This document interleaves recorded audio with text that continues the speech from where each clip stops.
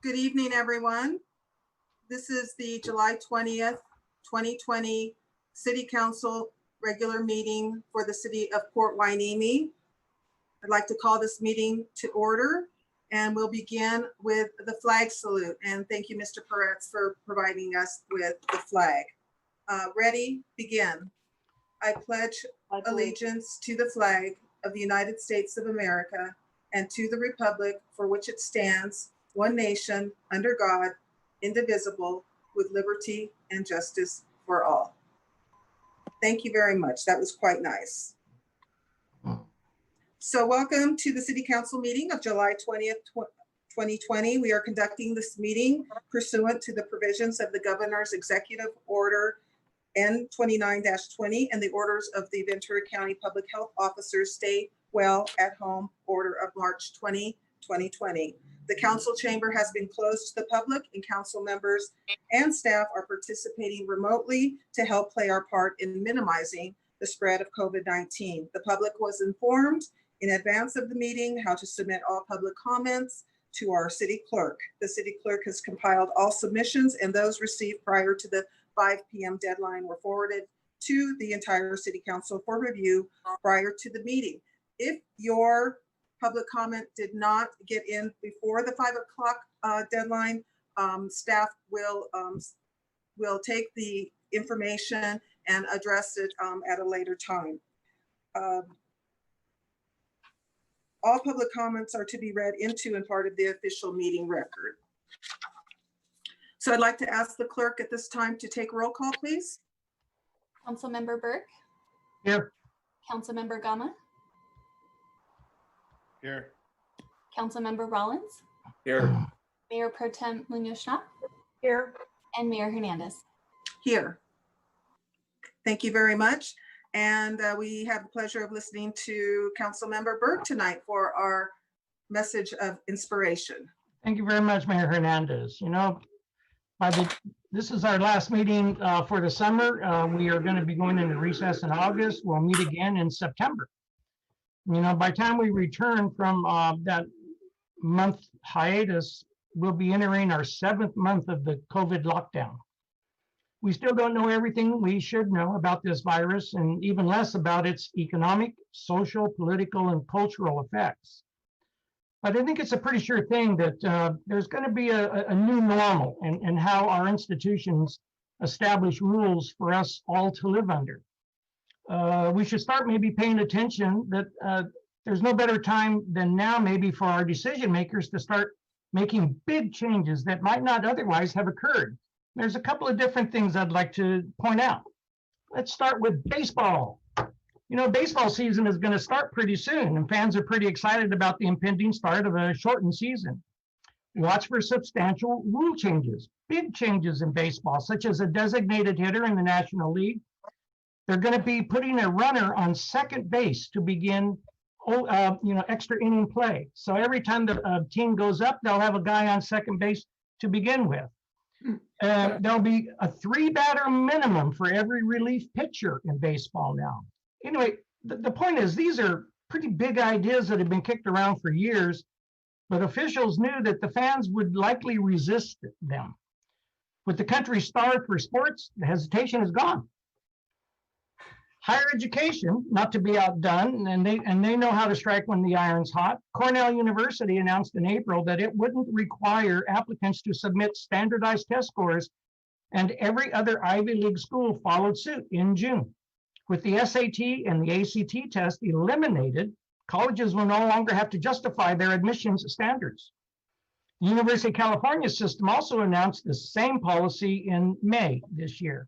Universities are also eliminating varsity athletic programs, unpopular with administrators. Stanford cut the wrestling and 10 other sports. Dartmouth cut its swim, diving, and golf teams. These decisions prompted less outrage than they might have if students were, in fact, on campus. Parochial and other private schools are also taking this opportunity to close down poorer performing schools, as they are closing down poorer performing chain stores and restaurants. We may see fewer restaurants come time when this lockdown ends.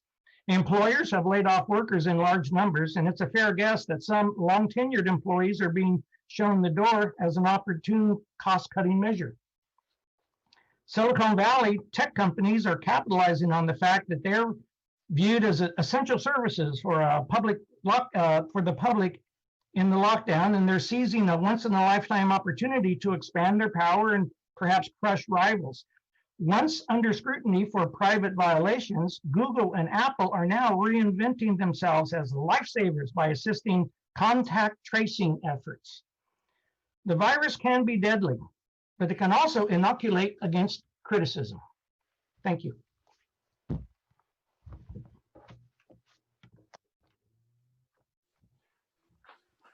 Mayor Hernandez, muted, ma'am. You're on mute. You're on Thank you mute. very much, Councilman Berg, for that. Moving right along, we'll do now the agenda approval for City Council. And if you've had a chance to review the agenda, I will entertain a motion and a second to approve the agenda now. So moved. Second. Okay. And we'll need a voice vote for that, please, Madam Clerk. Councilmember Burke, Yes. Councilmember Rollins, Yes. Councilmember Gama, Yes.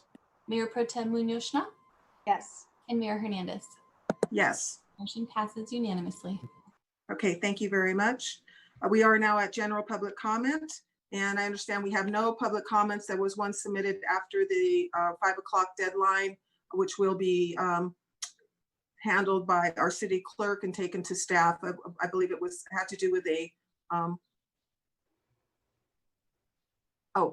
it had to do with a website, the housing website, which will be addressed. And I believe we have another public comment from Councilman Berg. Yes, we do. Thank you very much, Mayor Hernandez. You know, I've been a member of this council now for almost 3.5 years. I was sworn in December of 2016, and prior to that, when I was considering running for this position and still working at the Port of Hueneme, I consulted with legal counsel whether my job presented any legal issues. I was advised that there's no law that says I must quit my job in order to serve on the council. The only legal requirements to hold office was that I had to be at least 18 years old, I had to be a citizen of Port Hueneme, and I had to be registered to vote for at least the last 30 days. I qualified on all 3 of those. Some might recall back in those days, however, that the council relations were pretty raucous, and which the local media was only too happy to report on. Mayor Pro Tem Schnapp might recall some of the stressful relationships during those council meetings. There were a lot of important things not getting done, and the city's finances were chaotic at best. City employees represented by the SEIU hadn't seen a new contract, much less a raise, in more than 10 years. And our police department, our heroes, hadn't seen a contract update in more than 5 years. And those were only the most urgent problems. Believe me, there were plenty more that weren't being talked about so much. It's been gratifying to see most of those days behind us, which is why it is so disappointing to have to share with you tonight that I was recently notified by the Fair Political Practices Commission that a sworn complaint had been filed against me by one of my fellow council members, Stephen Gama. Allow me to explain. As with many professions, as I approached the end of my career, 2016, I was at the peak of my earning years. However, to avoid even the appearance of a conflict of interest, I nonetheless committed during the 2016 campaign that if elected, I would retire early. I made that promise, and on my anniversary date with the port in April of 2017, 4 months after taking office, I kept that promise. Mr. Gama's complaint accuses me of receiving unlawful payments from the port while still employed by the port, approximately during that 4-month period, and that I remain to this day conflicted. The following week, after getting this paper from the FPPC, I contacted the port requesting the records of the payments identified by Mr. Gama. His complaint indicates that while these payments were made before my retirement, they were nonetheless occurred after I'd been sworn into the council. Just a few days later, I received a copy of the FPP's response to Mr. Gama. That response says, this letter is in response to the sworn complaint you submitted to the Enforcement Division of the Fair Political Practices Commission regarding the above named individual, me. After review of the complaint and evidence provided, the Enforcement Division will not pursue an enforcement action in this matter. If an individual is employed by a federal, state, or local government agency, salary received from the agency is excluded from the definition of income under the Political Reform Act. Therefore, the government income received will not give rise to a conflict of interest under the Act. This exclusion applies to salary, reimbursements for expenses, or per diems, and that is received from a government agency.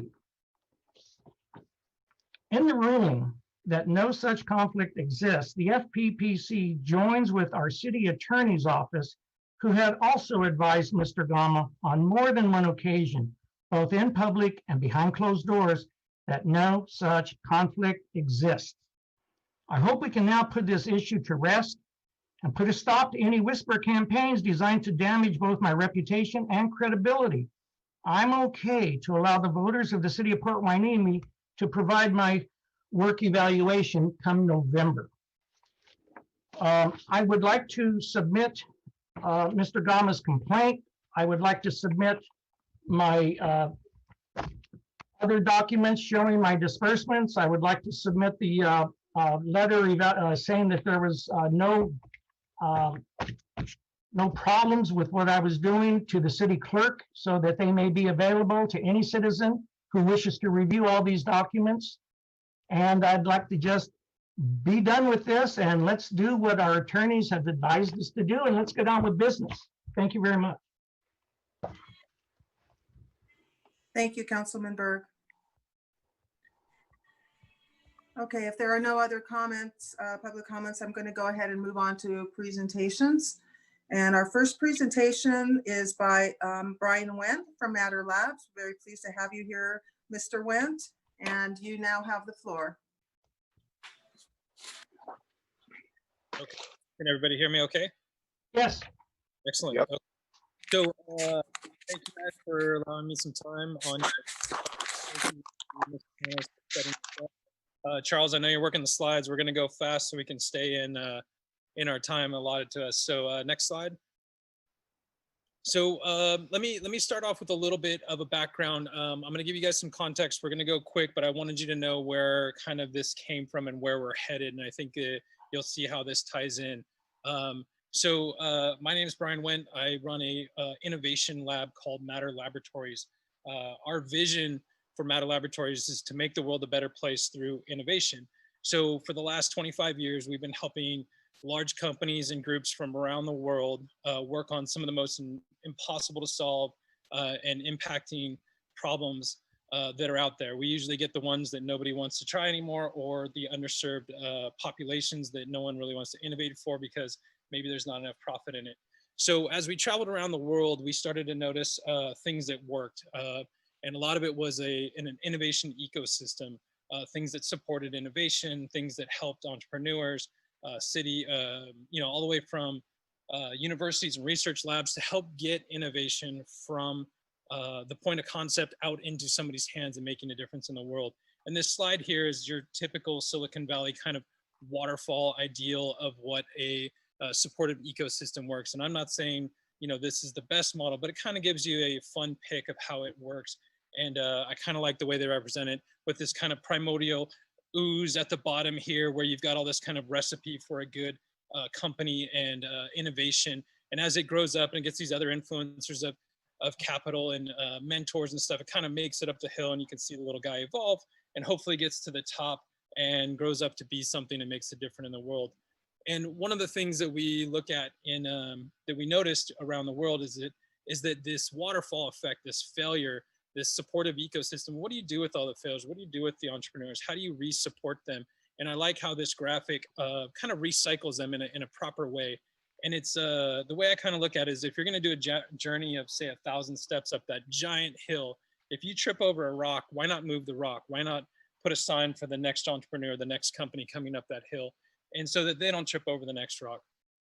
So we kind of see these areas of excellence and best practices in these ecosystems all around the world. And the reason I'm bringing this up is this was kind of what inspired us when we moved to this area, this Ventura County, this kind of greater area, you know, some almost maybe 20 years ago now. We kind of threw a dart on a map and found this place. We fell in love with it, and we realized that this area has the makings for a great innovative ecosystem.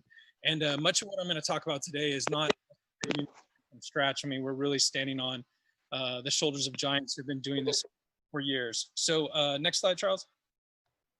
So when we got here, we kind of looked around, we saw the ecosystem and what's around, and we looked at how can we help. And over the last 2 or 3 years, we've created about 6 different programs to try and help that ecosystem. But today we're going to focus on the top left one, the FathomWorks program. Next. Blank. Try the next one. I don't know why there's a blank slide in there. Is it blank for everybody else? Oh, It froze on me. Give me one moment. no problem. I'll keep talking. So let me just tell you. So FathomWorks, it's a joint use collaborative space where members, innovators can experiment and prototype and test alongside other like-minded people from government, academia, and still frozen, huh? And industry counterparts. It's a conduit also for information opportunities to flow both ways, in and out of federal agencies and private industries as well. So let me know when we get the slides back up, or else I'm just going to keep going. We're located, we have 2 parts to FathomWorks. We have a physical space, which we were kind of playing guess where I'm at today with some of the guys on earlier. We are located in the Ports property in the big 319 building. If you've ever been out here from MAST, you probably recognize the building. And it has some very unique assets, and this is why we chose that building. And then we've also got this other side of FathomWorks, which is the community and the partners and the information and the opportunities. And we kind of blend those two together. We realize that you can't just have a physical space, you need a community. You can't just have a community because community needs resources. So we created FathomWorks, which kind of binds them all together. And the way that we did this was through a couple key partners. I see the slides are starting to come back up. And that's the key partners who we couldn't have done this without is the EDC, the Economic Development Collaborative, the Port of Hueneme, and then primarily NAVSEA at the Navy, and then of course my company, Matter Labs. Let me know when the slides are up, if they are. They are. Back up. They are? Okay, sorry, it's not popping up for, here we go. Sorry about that. And you're on my partner slide. It's really small. Let me make it bigger. All right, cool. Next slide. So that's where we're located. We kind of circled that and we talked about that. You can go to the next one if you like. This talks a little bit what I talked about with the community. You can go to the next one and how we join that together. So a little bit about the lab's capabilities, our physical space. This building is, I'm standing in it right now. It's 60,000 square feet. We've taken over 20,000 of it permanently. It has some very unique assets, as I mentioned, such as a UAV cage and a above ground test pool, which is about 75,000 gallons. So you can put divers in there, you can dive in it, do things, test things in there. It's really great. And then we have all your usual kind of workshop type tools. So we have a metal fab, wood fab, welding, etc. We have 3D printers. We even have a $1.5 million metal 3D printer that can print aerospace and medical grade projects. And then we also have a lot of test and evaluation equipment, which will do advanced weather testing, materials testing, stress testing, and so on. Perfect. Yeah, next one, please. So the way we kind of do this, and I know I'm going fast, the slides are available and we can go back if we want in the Q&A.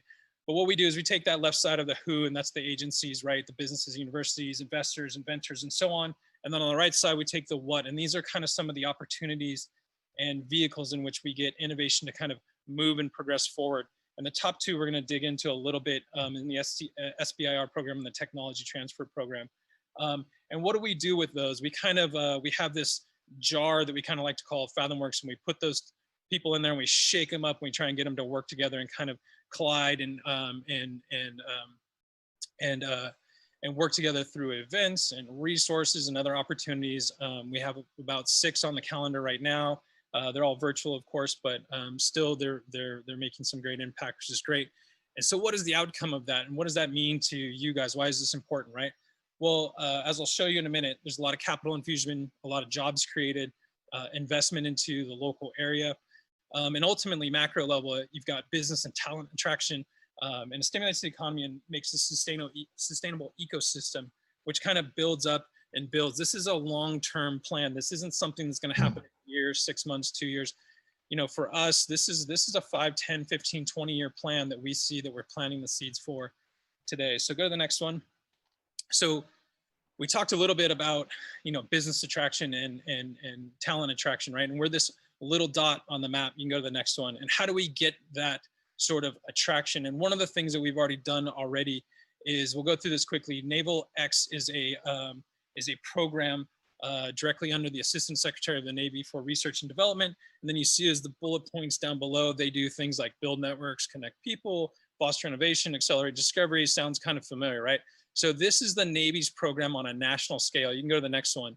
And we have just been recently announced, although it's been kind of covered because of all the COVID stuff and what Secretary Gertz is now really focused on, but we've been named as Ventura Tech Bridge, which is really great because that puts us on a national map with national coverage, and we get everything that we do here and also what we attract goes out on a national level. And this is just one of the avenues that we're doing this through, but we're really proud of this one. So we're really excited. You can go to the next one. So this is the list of all the current tech bridges. We're one of the first. We're also working on a West Coast and Hawaii pact that'll join all of us together to try and make us a little bit stronger and draw some more of that dollars and talent away from that DC and that East Coast group. So next slide. So let's talk a little bit about those 2 vehicles that I talked about and why these are important. And these are just 2 things, but for those of you who aren't familiar with the SBIR and STTR programs, they're America's Seed Fund, and it's free money. You apply for it, it's a grant, and it goes in phases and milestones, and you get awarded through success. So the cool thing about this, you can see some of the values. These are kind of generic. There's different ones depending on the group and the faction and where it comes from, the grant stems. But ultimately, this is free money in, and it has some other perks, like if you have a venture capital investment, they'll actually match some of the dollars in some cases. So you can, it's really attractive to an investor to come put in money into a company that's received an SBIR award. Next slide. And to put this on a scale, you can see some of these numbers. This is just from 95 to 2012. You can see some of the numbers that are here. And again, this is on a national scale. I'm not saying we're going to bring 1.5 million jobs to, you know, the Ventura County area or something like that. But you can see how, like, when we looked at that waterfall and that trip up the hill, it's a percentage game. And as the more companies that we get that are more successful, right, we start to get a piece of this pie and turn it over. And I think really one of the interesting things, if you look down at the bottom in the kind of footnotes, is that there's an additional 9.5 billion in total outside investment into these groups. So if you can imagine, we're not taking money from our own area and our own cities and our own groups and asking the same people who are always trying to get money from. This is money from outside the area, free money in most cases, that are coming into local companies, creating jobs and local business. So it's a sustainment and also advancement in companies. You can go to the next one.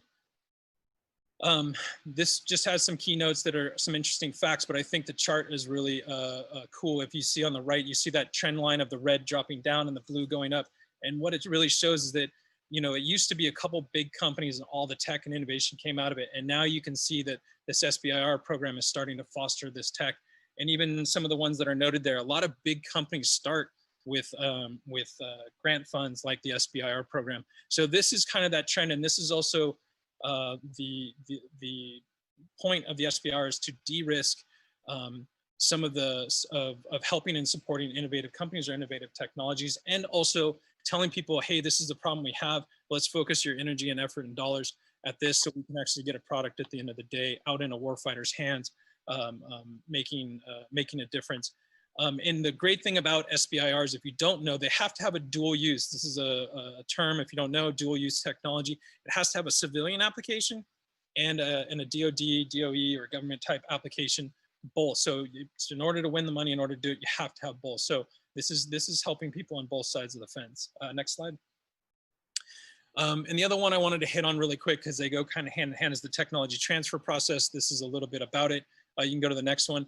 But essentially what it is there's a lab, a university, even the Navy or the Army or somebody who's developed some sort of intellectual property, and now they have it available for somebody like myself who can go in and be a licensee of that IP, which is great for a couple reasons. If you're an early entrepreneur, you don't have your own IP, you can now borrow the smarts from another lab and license that tech, and away you go. If you're a local company and maybe you just want to stay relevant, or you've got capabilities and you see this new need out there, go and go find tech, license it, and apply it. And you can actually get paid through the STTR program in order to transfer that tech.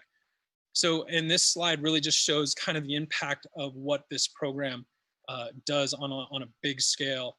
You guys can peek through that. And the next slide shows this is just one university and the impact that it's made for a single university.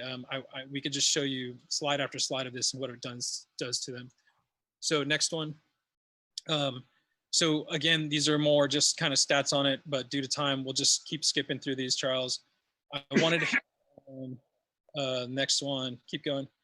So, you know, one of the things that we started with FathomWorks is everyone's, you know, was always like, great, it's good for you guys to talk about it, but let's see you guys do it. So what we've been doing for the last few months, this is our metrics from late 2019 with the 20.3 round of SBIRs and what we did with them. So this needs to be updated, and we expect the numbers to grow quite a bit, because as you saw, the phases go up in dollars and awards. So these are the first rounds. There's 21 SBIRs that we helped with, however it was with advice through letters of support, or just literally helping them fill out the form. 12 of those were local, right here in Ventura County, which brought in about 3.5 million in counting, and then and also an additional 1.5 in venture capital investment, which was really great. So we expect those numbers to go up greatly in the next quarters, but the program's been a little wonky just with COVID and everything like that. So we'll see, but we'll keep reporting on those. So go to the next one. How am I doing on time? Do I have 2 more minutes, 5 more minutes? Perfect, sounds good. Okay, so just to give you guys a quick feel for what that is, I'm just gonna hit on 2 quick companies that have both benefited from the SBIR program and tech transfer. So Infinergy is a local company that is licensed a technology out of UCSD. Their exclusive license, it's a battery technology. It's next stage battery. And what it does, it has a small circuit that goes on the recharge size of a battery. And why is that important? Well, these 2 graphs are basically the same. If you look on the left, this is like the chemical materials for a battery. And if you look on the right, if any of you drive a electrical vehicle, you'll see the Leafs and the Model S's. Well, the Model S is about where the max of lithium ion batteries are right now. And on the purple side, you can see where that kind of matches a little over 100. That top of that purple, that's the theoretical limit of a lithium ion battery at the best of the best we can get. We're not quite there yet, which is great. And Infinergy can help them get there. But if you see those yellows up at the top, that Li-S, that's lithium sodium batteries, which we thought was about 5 years out in technology. But now with Infinergy's tech, that stuff is now available today. And they're working on an SBIR, coming off of phase 1, working on a phase 2, and several other ones that they're partnering with.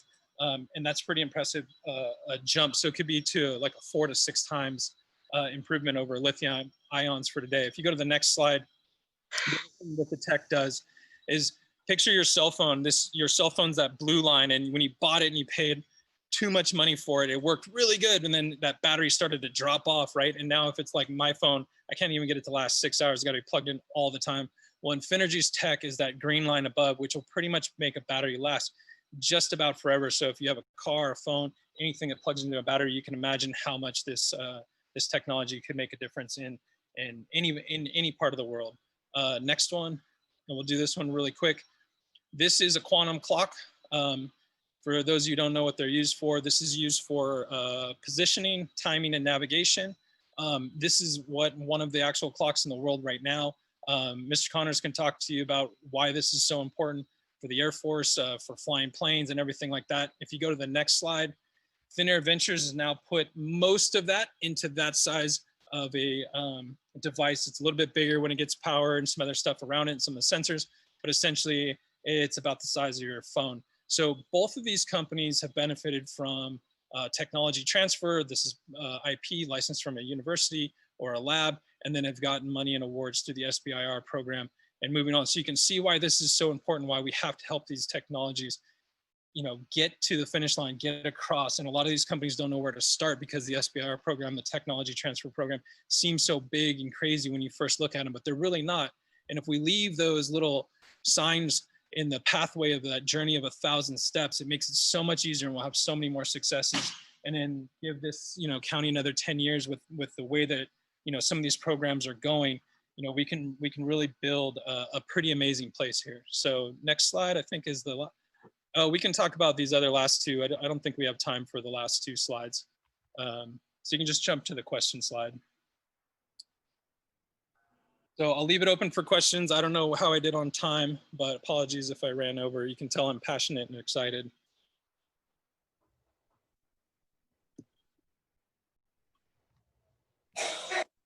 All right, any questions for Mr. Went? I do. Is that Rich? Is that Councilman Rollins? Yes, it is. Okay, go ahead, Councilman Rollins. So that's an excellent presentation, and it, like, you know, gets me excited about, like, especially when we've been talking a lot about our strategic plan and some of the ideas we want to move into the future. What kind of an environment do you think is best suited to get all of these different companies working at a particular area? What kind of an atmosphere or what kind of environment do you think will attract them to that?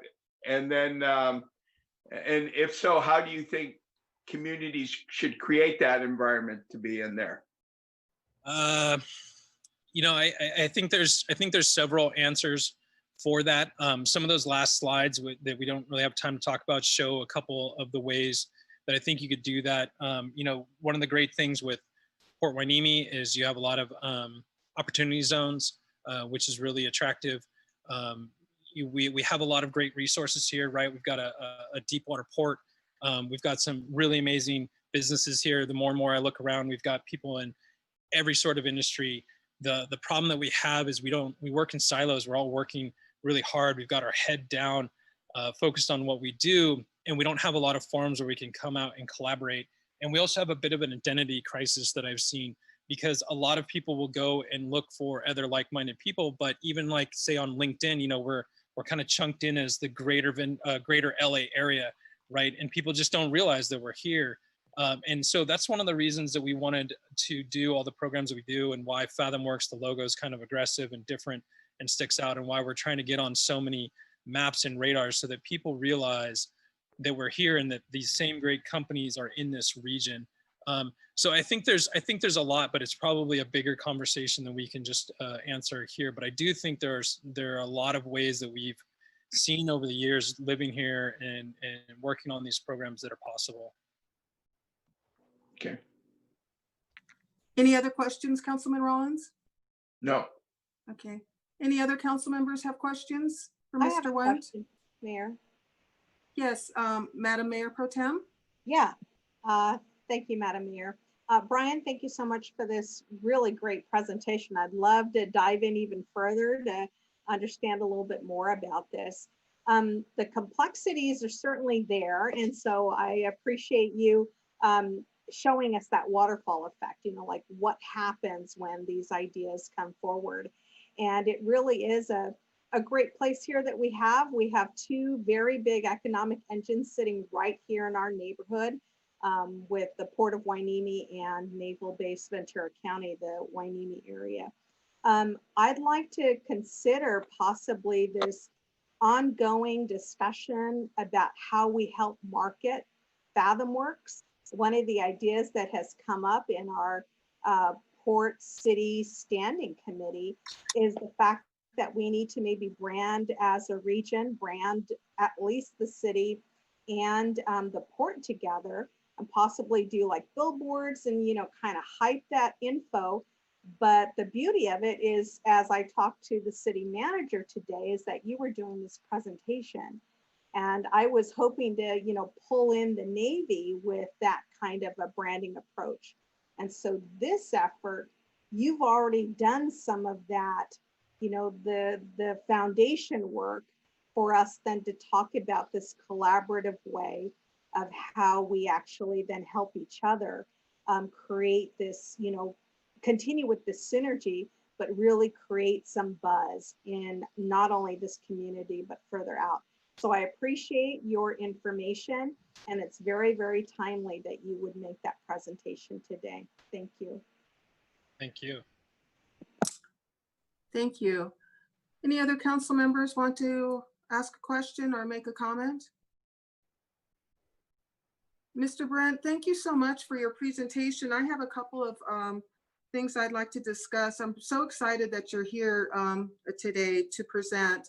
I've been working on our strategic plan. We've all been working on our strategic plan for some time, and we see the potential in our region to create Hueneme has a hub for advanced technologies. And I know that FathomWorks is at the pinnacle of this, leading the charge. So I think you can count on a lot of support from us as a city council. But I wanted to know what you were doing in the area of the schools. I'm working with a robotics group right now at Oxnard High School, which is training our youth from both Hueneme and Oxnard High how to build robots. I was wondering, is there a continuum somewhere where the schools can be part of this collaborative effort and benefit from the studies and the work that FathomWorks is actually doing? I'm so glad you asked. So part of what we've been doing is working with the Navy, primarily NAVFAC, who is a big STEM partner. And we're working on several grants right now for a multi-year grant. And NAVFAC has already supplied us with some STEM equipment. We've been supporting several of the STEM events. Also, which I'm really proud to announce, we've made a partnership with FIRST Robotics. Oh, perfect. There you go. Okay.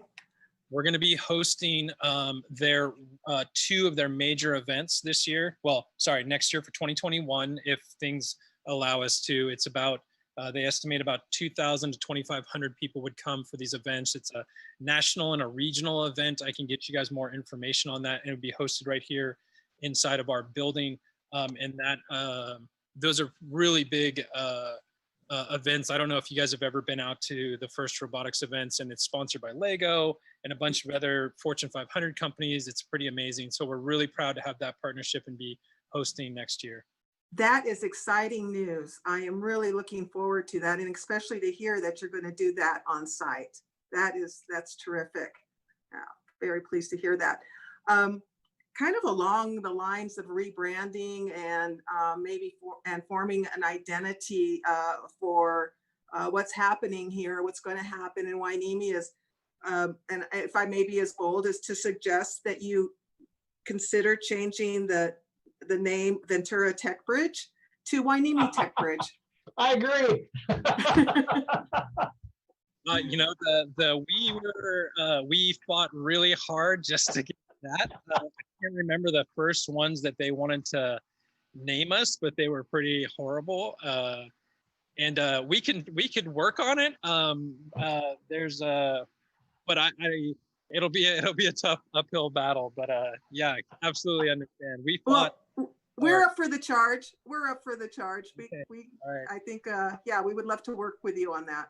Fair enough. I will put you in contact with the local Tech Bridge director, and he'll join you on that. Yeah. Well, anything that can put Hueneme on the map when it comes to advanced technologies and robotics and artificial intelligence, whatever it is, we want to be there. We want to be at the table. We want to help support that.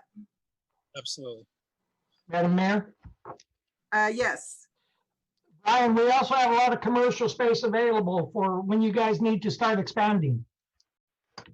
Excellent. Good to hear. In fact, I know of several companies that were trying to put some space here and are just much too large. So would love to have that conversation with you. Okay. Thank you, Councilman Berg. Any other comments or questions from our council? Well, Mr. Wen, thank you so much. That was excellent presentation, very inspiring, and it's good news. We need some good news in this day and age, so something really positive to look forward to. So thank you for that. Thank you. Okay, moving on to our next presentation. We have item number 2, Public Works Quarterly Update by Don Filipana, our Director of Public Works. Don, you are on. All right, thank you. We got to get to the presentation here. And The share the only thing I'm screen. going to ask you, Don, is if you could speak up. Okay, sure, Okay, surely. thank you. Let me get my volume up here a little bit. How's that? Is that better? Yes, Okay. Good evening, and this is the quarterly update from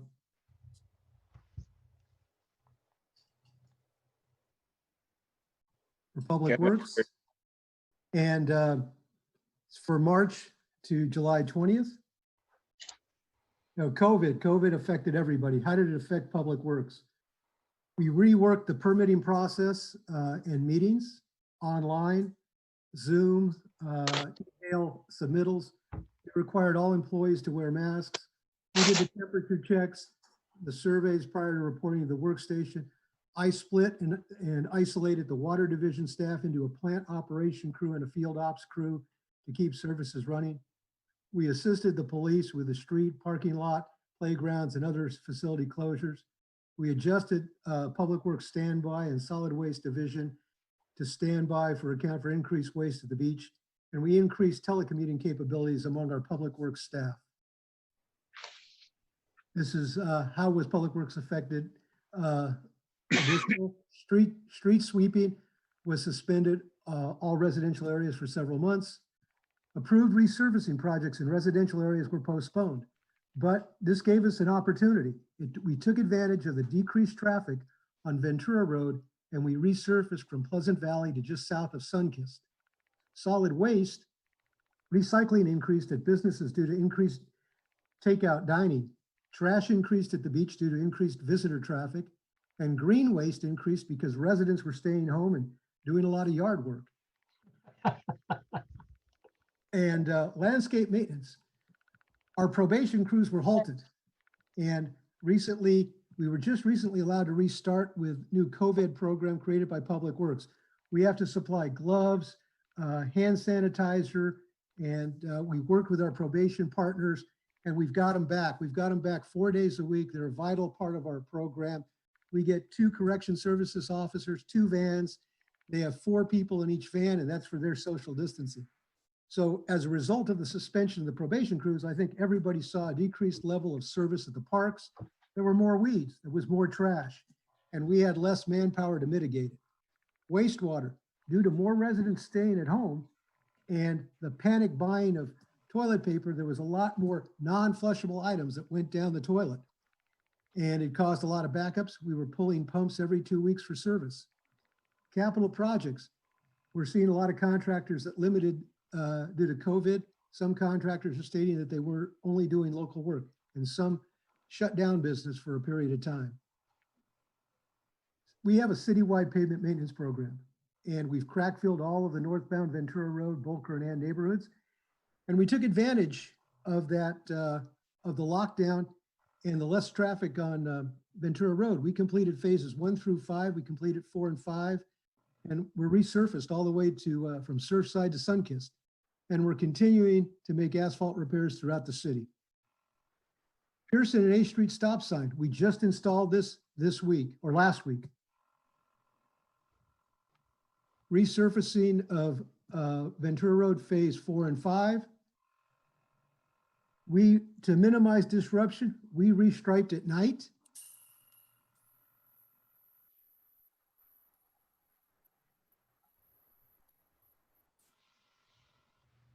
Sidewalk inspection, this is ongoing. We've completed the north half of the city now, and that's from Channel Islands to the south, Hemlock to the north, Victoria to the west, and Ventura to the east.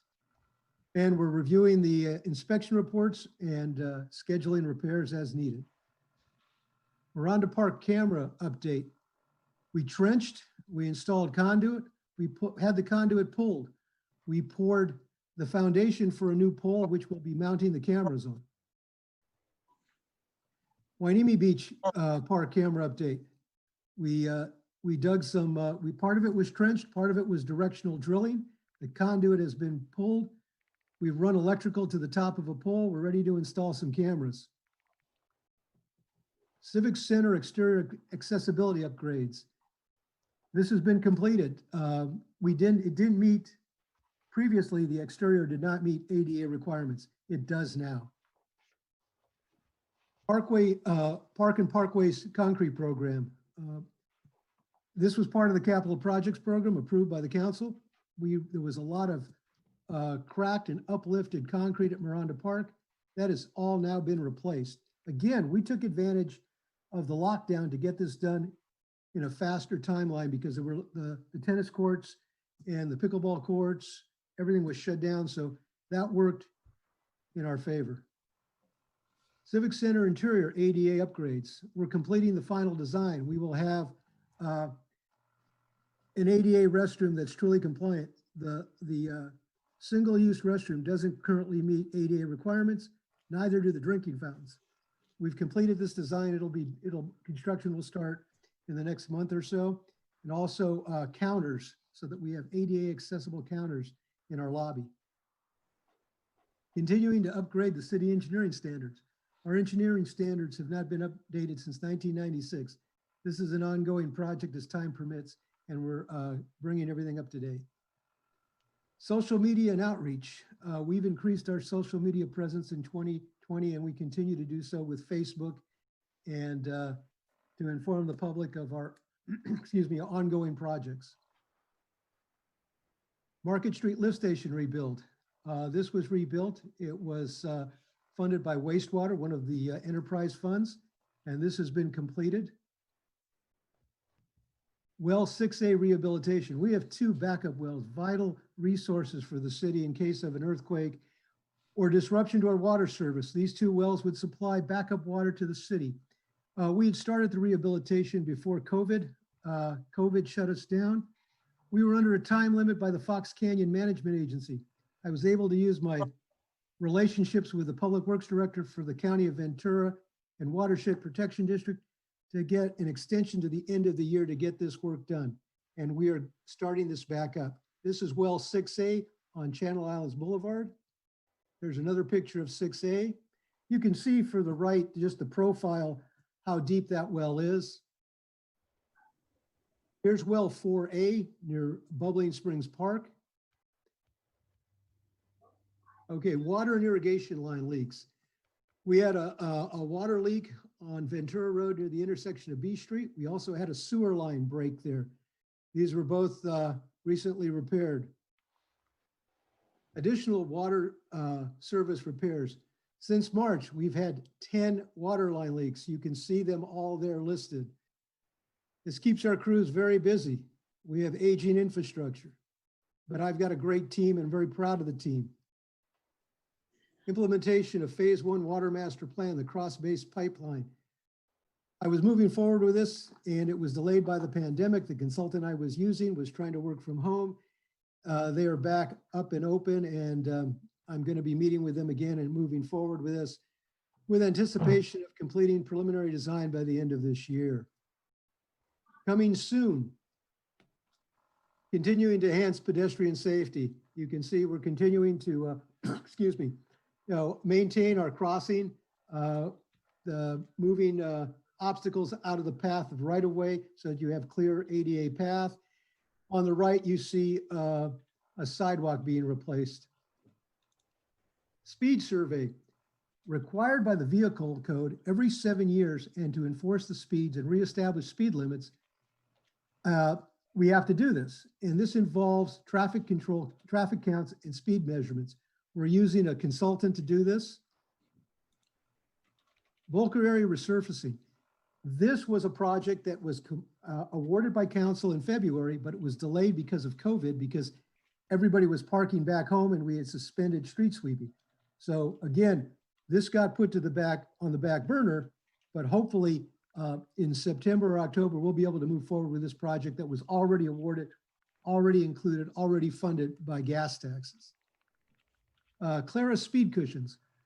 We're going to be putting these in September. So looking forward to that. I know the residents of Clara are looking forward to that. I've met with them. We've walked the site, and that's going to be coming down in the lower part of the screen. You can see the locations for the speed cushions. And the speed cushions, you can see on the right where the Houston fire truck is straddling them. Speed cushions or speed bumps across the street are not good for fire trucks coming down the road at high speed. You've got a very expensive piece of equipment that, you know, can get damaged. These speed cushions are big enough that standard vehicles cannot straddle them, but fire trucks can. FEMA flood insurance update. This is a requirement. We have to work with FEMA and address floodplain. You can see by this slide, the pier restroom has been placed in the FEMA special flood zone area. However, all residential properties in Ocean View Drive will be removed from the 1% annual 100-year floodplain. So we're working with our partners at Ventura County Watershed Protection and FEMA on this. And this is an ongoing thing that we're working with. And I have to get some information into them next month. We partner with our friends and at Gold Coast Transit, and they're going to be opening up a new route. We've already installed the bus signs, or we will be installing the bus signs this week and next week. And in next year, fiscal year 2021, Public Works is planning on installing 7 bus shelters with solar power lights on routes A1, or 1A, 1B, 21, and 23. And you see in the right-hand corner an example of one of those solar bus shelters. Illuminated street sign replacement. This is still on tap. We just haven't got there yet. Accessible pedestrian signals. This is for our visually impaired. We've installed 2 of these, Clara and at Scott, and we're looking at several other locations. Storm drain rehab. We have a number of old storm drains that need rehabilitation. And part of this is being covered by our wastewater fund. Part of it would be covered by our general fund. Wastewater, Clara lift station and pump and motor replacement. That's on tap to be done in the upcoming year. Water division. We've got aging infrastructure. Citywide water service replacement program. Citywide water valve replacement program. We're going to be having a valve replacement on Surfside. We've choreographed it. We're going to be sending out notices to make sure all the residents know what's going on. And I have reviewed that with the city manager. And this is, we're so busy in the field, I need a field office. This is my field office. So our staffing, we have 46 FTEs and 11 vacancies. Water general manager, that's one of the toughest ones for me. And we are the friendly city by the sea. Are there any questions? Thank you, Mr. Villafana. Excellent presentation. I loved your graphics. Any questions for Mr. Villafana? Councilman Berg, and then Madam Mayor Pro Tem. Thank you very much, Mayor Hernandez. Don, great report. Thank you very much. You are getting a lot done, and it's good to see so much progress. I was going to ask the question about staffing. So you're still 11 personnel short. Is there a program out for recruitment, or how's that working? We're currently out to out advertising for water manager. We've got we've had a handful of applications come in, but really only one qualified person out of 4 or 5. It closes the early part of August, so hopefully we'll have a rush towards the end of this month or the first part of August. And some of the other positions are being worked on. HR is busy. Okay. Are you hopeful? I've got my fingers crossed. Okay, good enough. Madam Any Mayor other Pro questions? Tem Snopp, you have a question? Yeah, thank you, Madam Mayor. Thank you, Mr. Villafana, for a very comprehensive report. It sounds like, COVID may have stalled you and your team, but quite a bit has taken place in the last quarter. So really appreciate you folks just, making sure that you can adapt and be flexible as well as respond to the ongoing needs, whether we have COVID or not. So thank you so much for that. I really like the idea of the Clara speed cushions.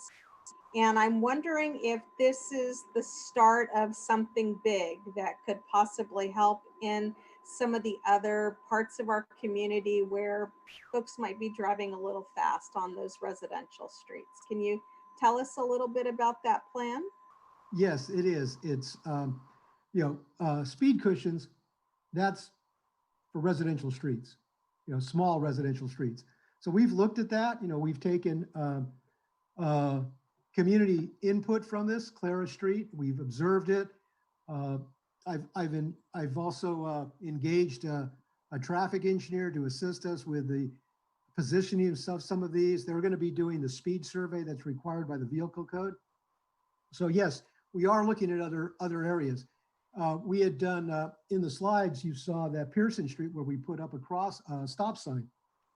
That was after evaluation at the request of some residents. We had my staff and an outside traffic engineer look at the situation, and we looked at traffic accidents and traffic patterns and determined that we should add a stop sign there. So we are continuing to review the streets, listen to the community, and yes, this is the start of something bigger.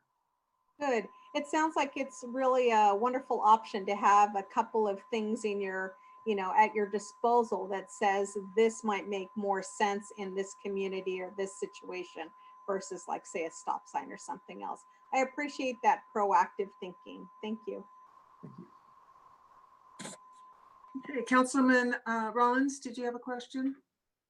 No, just a statement and I guess a question. I know that you've done, I've gone out to the various different sites just on casual, and I want to commend your staff of doing an exemplary job and also having a very positive attitude towards moving things forward. I sense that, sense of enthusiasm. So that's going to be something that you've portrayed upon them to get them going like that. And I've also seen the parole, I'm happy to see the parole workers out there. I'm a very visual person as far as things that I want to see happen. Besides the water manager, which I know is a big job to fulfill, do you have, with that big long list of people that you need to fulfill, do you have priorities as to the number 1 or 2, 3 jobs with the busy HR director, which ones you want first and second and third?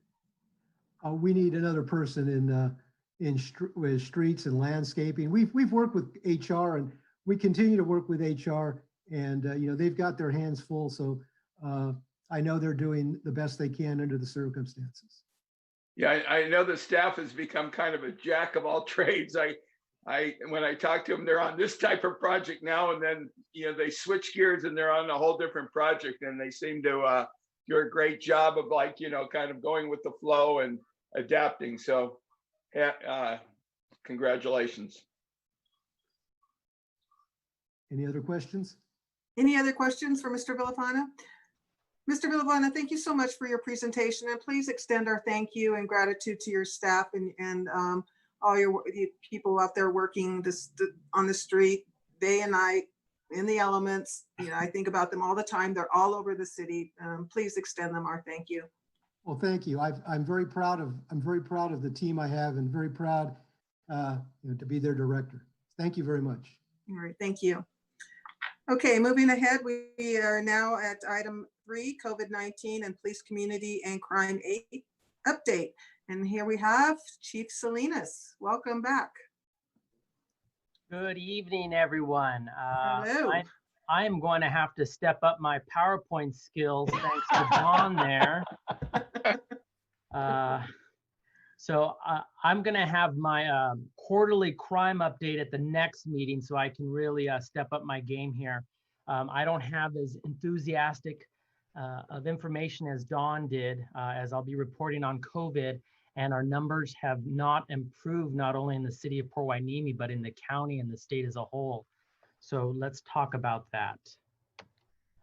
So this was from the June 15th council meeting, just to give you some perspective to show you where we were at.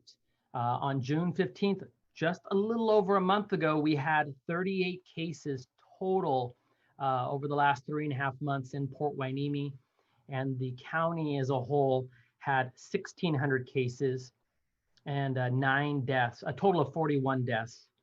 And so at our following council meeting on July 6th, our numbers almost doubled to 77 in a 3-week period, nonetheless.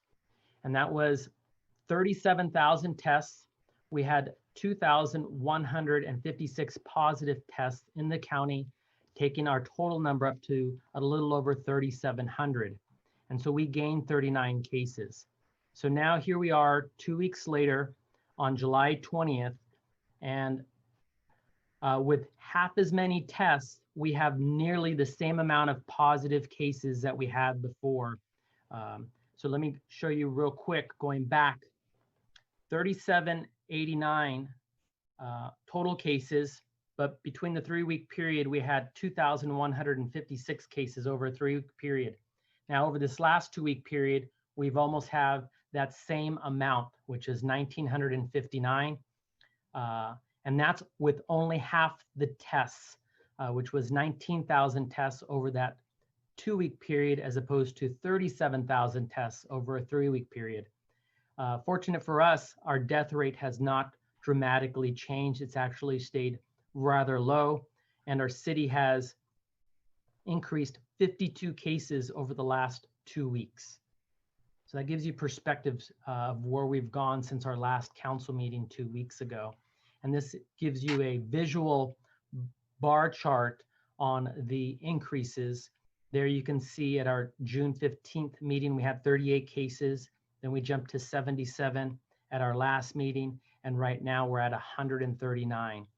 But as you can see across the board, no city has been immune to increases.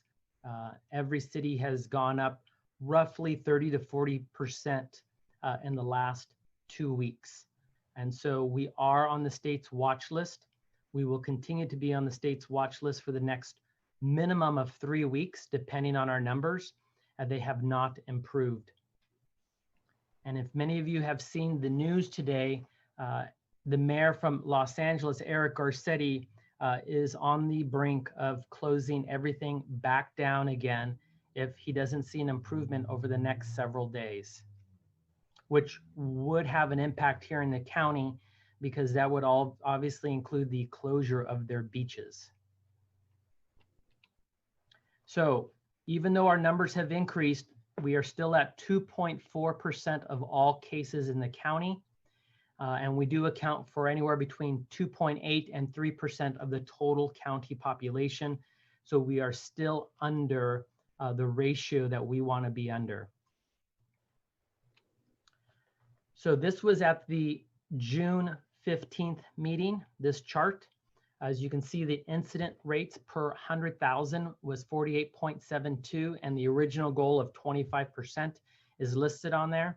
As we move to the following meeting at the beginning of July, it jumped to 162.78. That goal rating was increased to 100. And you can now see where we're at right now. And that's our goal. Our number didn't really change dramatically. It went from 162.78 to 162.43. So we have not been improving since our last meeting. And for that reason, we continue to be on the state's watch list. And so if we segregate out just our statistics, this was at our last meeting. We had only had 20 positive cases over the last 14 days. And you can see where our incident rate per 100,000 was at 82.9, well underneath the goal of 100, but that has dramatically changed. Our number has increased dramatically to 174.06 over the last 14 days, which is, you can see, has nearly doubled, as our positive cases over the last 14 days has jumped from 20 to 42. But if you see this chart here, we lately have been averaging anywhere from 3 to 4 positive cases a day, as we're early on from March all the way almost to the beginning of June, we were averaging just 1 or 2 a day. And so again, this is the July 6th chart that I had shown everybody, and to key in on available hospital beds, available ventilators, people in the ICU, and hospitalized patients. If we look at where we're at today, that number really hasn't increased. Still roughly the same amount of hospitalized patients, from 90 to 89. There's actually fewer people in the ICU. We just have more positive cases. And so right now our hospitals are just as busy as they were, but we still have the ability to handle an increase in cases. And I think this next, so if we look at this chart, it's really the breakdown of deaths throughout the county, which total 58. As you can see, there's only been 1 death in the city of Port Hueneme. And our hospitalization rate is 7%. Now, I bring up this chart so you can see the breakdown by race and ethnicity, because this has been asked before. And you can see that the Latino population accounts for nearly 62% of the positive cases in the county right now, followed by Caucasian at 23.7%. So these are the key metrics that the state monitors all of the counties. So if you look at the green, that's good, and we're doing what we're supposed to be doing in terms of hitting our goal rates. The concern is the top left number, which is 158 cases per 100,000 over a 14-day period. We should be at below 100, and we are at 158. Our positive rate, we're right at the goal of 8%. So we could get pushed over or under that in the next couple of days. So that's a number that we'll be closely monitoring. But in terms of our bed capacity and our ventilator capacity, the county still has a considerable amount of resources to deal with any type of surges. So what has changed since our last council meeting? The big thing and most noticeable thing that really gives us a lot of enforcement authority is we've been having a lot of complaints in regards to the youth organizations using our parks to have practices and organize sports. Now, thanks to the governor and the county, that's now completely prohibited. No types of organized sports or practices or drills or physical conditioning or any type of activity at our parks. So any type of organized youth sports are no longer allowed. You can no longer dine in a restaurant. And so you can only dine outdoors.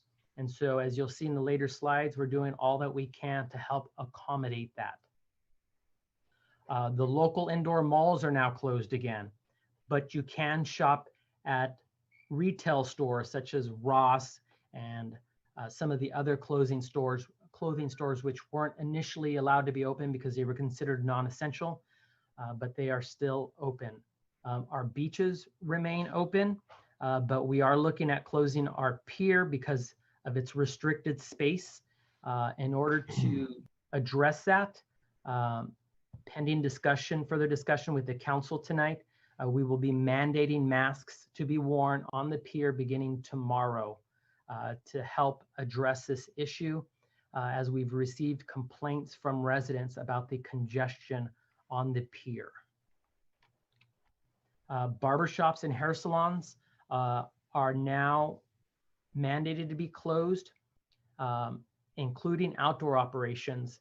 And that's because hair salons and barbershops can adhere to their strict regulations as provided by, I believe it's the Cosmetology Board.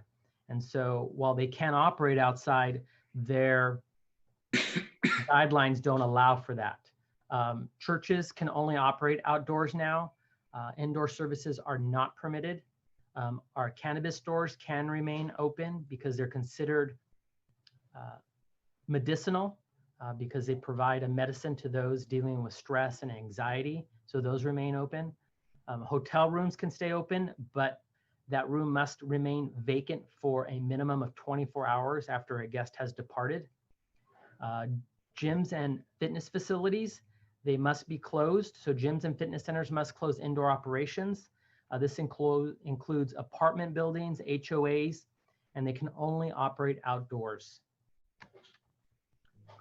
Personnel services such as nail and hair salons, cosmetology, tattoo parlors, they are not allowed to be open, and we've been monitoring that. So they are not allowed to operate indoors. Some of these services can be done outdoors, but again, they must adhere to all of their state board licensing requirements. We've often received questions in regards to garage sales. Garage sales are not allowed. And still, as a reminder, are gatherings permitted? No gatherings. Gatherings are not permitted. People can only gather with members of their household, meaning you can only gather with people you share a home with. So in terms of trying to accommodate several of our businesses in the city of Port Hueneme, these are businesses that we have reached out to or have applied via a special use permit to operate outdoors in the form of patio dining, or such as the UPS store and Bank of America have also requested special accommodations to allow for lines to gather outside of their establishment and into the parking lots. So these are all the locations that we have spoken to or are accommodating here in the city of Port Hueneme. So to ensure compliance, the governor has invoked or created these strike teams. They have inspected 630 businesses in Ventura County and thus far have a 99% compliance rate. 3 businesses have been cited in the county, primarily for allowing indoor dining and their employees not wearing face coverings. These strike teams are taking enforcement on 3 primary violations, and that's employees not wearing masks, businesses not enforcing physical distancing requirements, and businesses exercising indoor privileges when they're not allowed to. Now, all businesses in the county must register and complete attestation forms, even though they have never had to close during the pandemic, and still have a list of guidelines they must adhere to, which are listed here, which include a detailed risk assessment plan, a COVID prevention plan. They must implement these procedures, not only just create them. They must designate an on-duty employee to make sure that they're adhering to these restrictions, as well as monitoring their compliance with their plan. And they must post all of this information, as well as hotline contact information for all their customers to view. So going back to complaints about Hueneme Pier, these pictures were taken this past weekend. Now, these were taken from the shoreline, which doesn't really give you the ability to grasp the depth perception. And we also don't know how many of these people that are standing together are actually from the same household, which is allowed.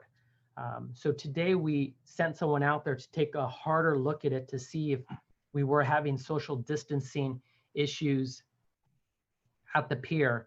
And we noticed that as you get closer to the end of the pier, social distancing decreases. And so we have noticed that there has been an issue at the pier.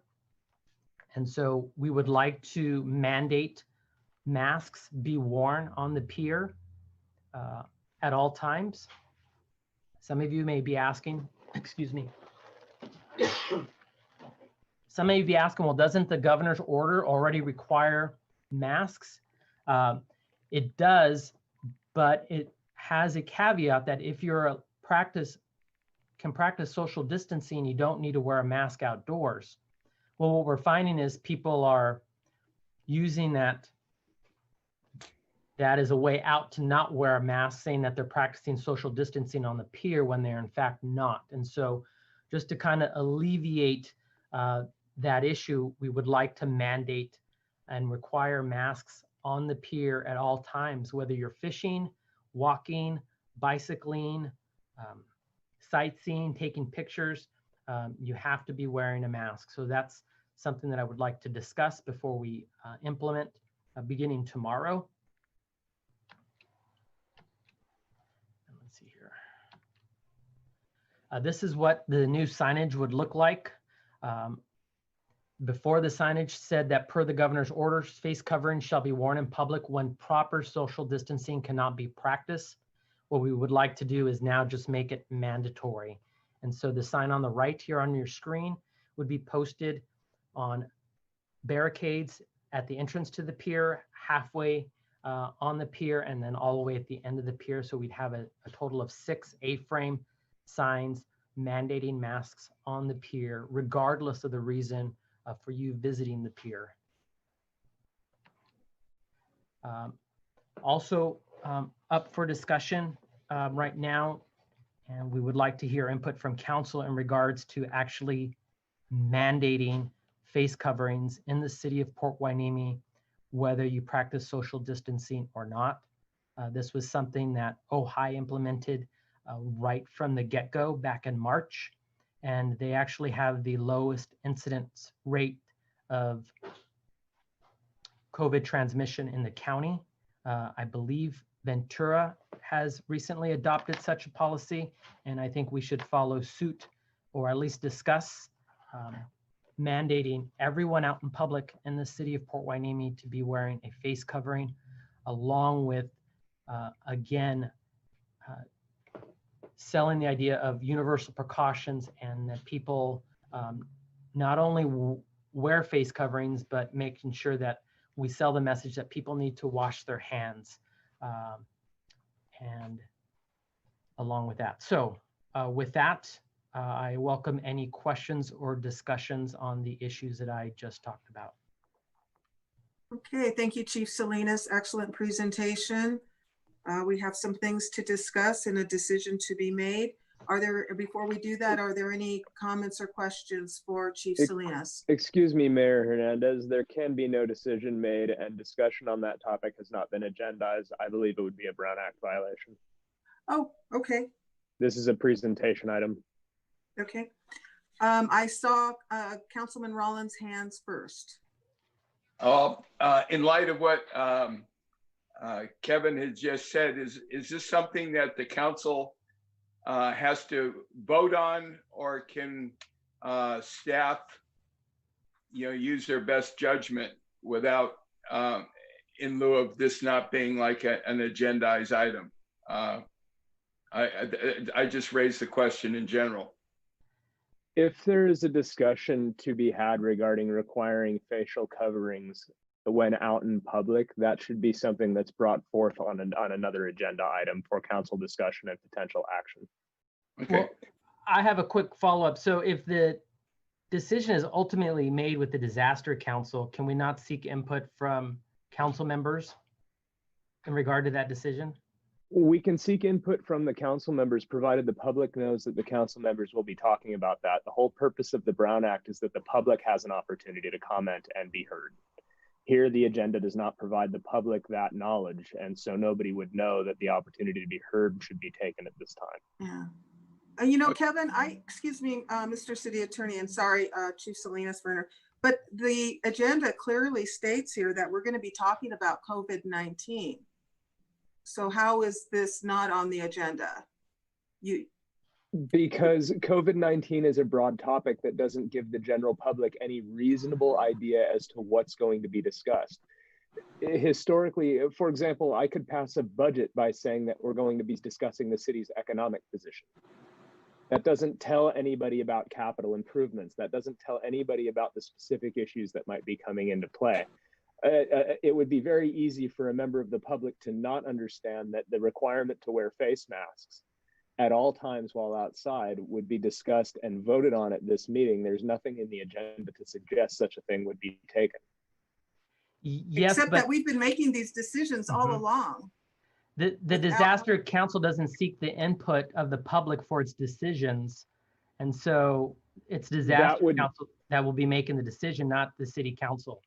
Right, but right now we're in a meeting where we're putting it to the council for discussion, and this item has not been agendized for discussion or for an action of the council by a vote. If the disaster council would like to do that, that's entirely governed by the disaster council's rules, and they're not a Brown Act body. So this council, however, is a Brown Act body, and putting this to a vote before this council at this meeting without it being properly agendized, I believe would be a Brown Act violation. Okay. Kevin, being the Brown Act rules and stuff like that, could an emergency meeting with a 24-hour notice be given to discuss that one agenda item if need be? And would, whether it's pro or con, and could a decision be made then? Absolutely. A special meeting can always be called on 24-hour notice and agendized as such. As far as emergency rules, like for example, if the council would like to do it at this meeting without it being on the agenda, you can do it by majority vote, but you would have to, we do not meet the requirements of an emergency for this. Essentially, it would have to be something that cripples the ability of the city government to function. It's a very severe standard to be able to have an action item when there is no proper agendized item. Okay, well, let me go on with my other topics regarding the COVID report. I too have gone out and observed over at the pier, and it seems like people are bunching up right at the end. Has your community service officer noticed whether or not this is just people sightseeing out at the end of the pier, or are they fishermen or what? I haven't gone out there because it's been crowded, but nonetheless, I've noticed it from a distance. Yeah, it is primarily the fishermen, and they do bunch up at the end of the pier. And the police department, we really don't have the capability to be out there the entire time. And I don't think this is a function of the lifeguards, and nor do we have the personnel to actually like monitor capacity. People saying, okay, we're just going to have 40 people max on the pier at any one time. So this is an issue where we either open or close or mandate masks to at least help address or mitigate the issue. And then another second comment, to add fire to all of this, visiting some of the parks, what I have noticed, even though that you closed off the playground equipment, that has not kept people, maybe because of their lack of understanding of the problem. A lot of kids have been using the playground equipment, and that coupled with the fact that I've read that there's been a major increase in infant and younger kids beginning to catch it. Maybe they're surviving from it, but nonetheless, there's been a major increase of younger kids getting involved in it. And I don't know if it requires that, just like you did with the basketball courts where you just physically took down the rim so it would limit the people from playing basketball. Even though I saw people out the other day trying to just hitting against backboards, it still limited it. I'm wondering if like those types of actions, how much I would hate it for the kids. But like I noticed the other day, like at two of the parks, both at the Bubbling Springs and also at the Miranda Park, a lot of kids on the weekend hang out on that thing, and parents, have to be close to their kids. And it's unfortunate, but I'm just kind of scared about that too. So initially, beginning in March, when we started COVID, we had put barriers and barricades and caution tape all around that playground equipment. Things started to become a little more relaxed, and we haven't gone back and revisited that, but we should go back there and resurrect all of those barricades to make it a lot more restrictive. And we'll do that beginning tomorrow, because I have noticed that as well. Thank you. And my questions. Thank you, Councilman Rollins. Okay, Madam Mayor Pro Tem Schnapp. Yeah, thank you, Madam Mayor. Thank you, Chief Salinas, for this update. And, certainly we look forward to the days where those numbers can get below that percentage that has been tracked, for sure. It seems that, the numbers are going up, but you and I've had this discussion that the numerator increases, but the denominator has not increased. And that's to say that we take into account those active cases that are reported with somebody having a zip code on Magoo. Yes, we've, of those 137, 139, the best I can estimate is about 14 to 20 of those cases actually come from the base. So I know that we don't incorporate the population number in the denominator, but we take in the case number at the top.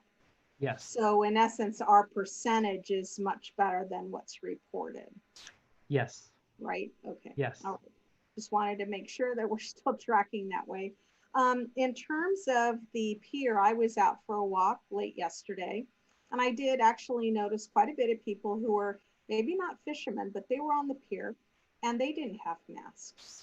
It's just people out in the community. So if we agendize this item, for another time to be taken a look at from City Council, I just wanted to mention that I saw quite a bit of people along the beach that didn't have masks on, whether they were walking or whether they were riding their bike.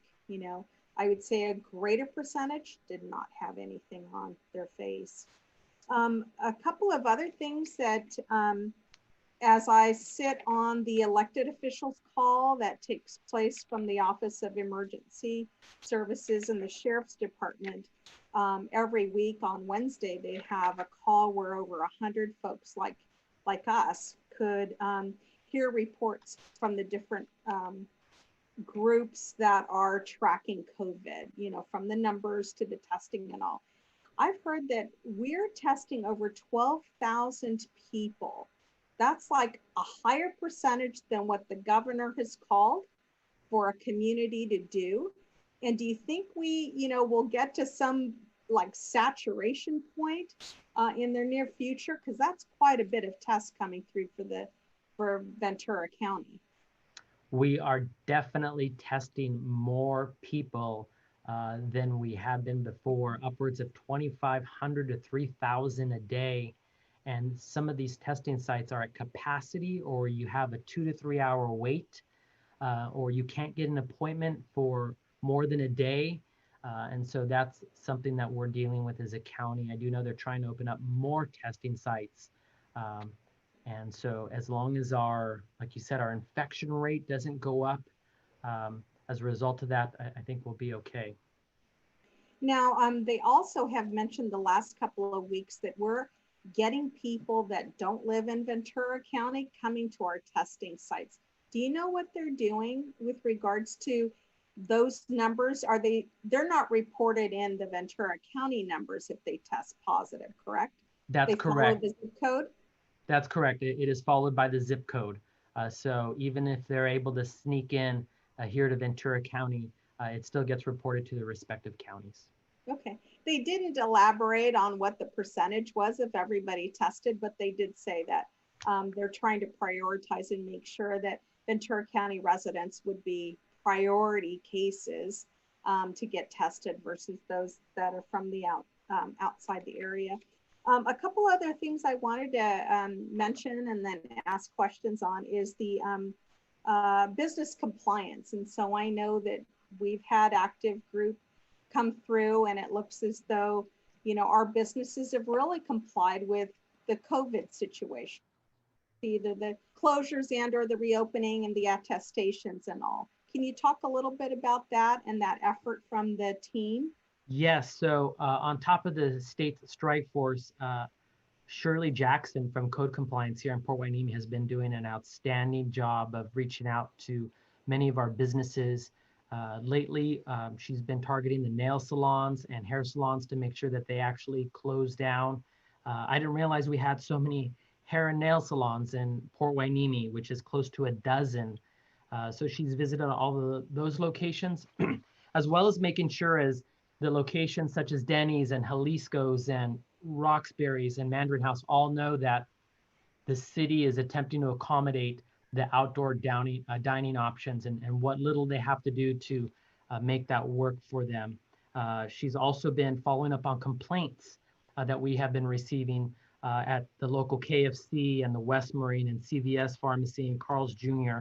And so she's been going to all those businesses and getting them to be in compliance with the recent regulations, because they change all the time. And so some of these businesses don't stay right on top of it, or they wait to be corrected by some sort of enforcement authority.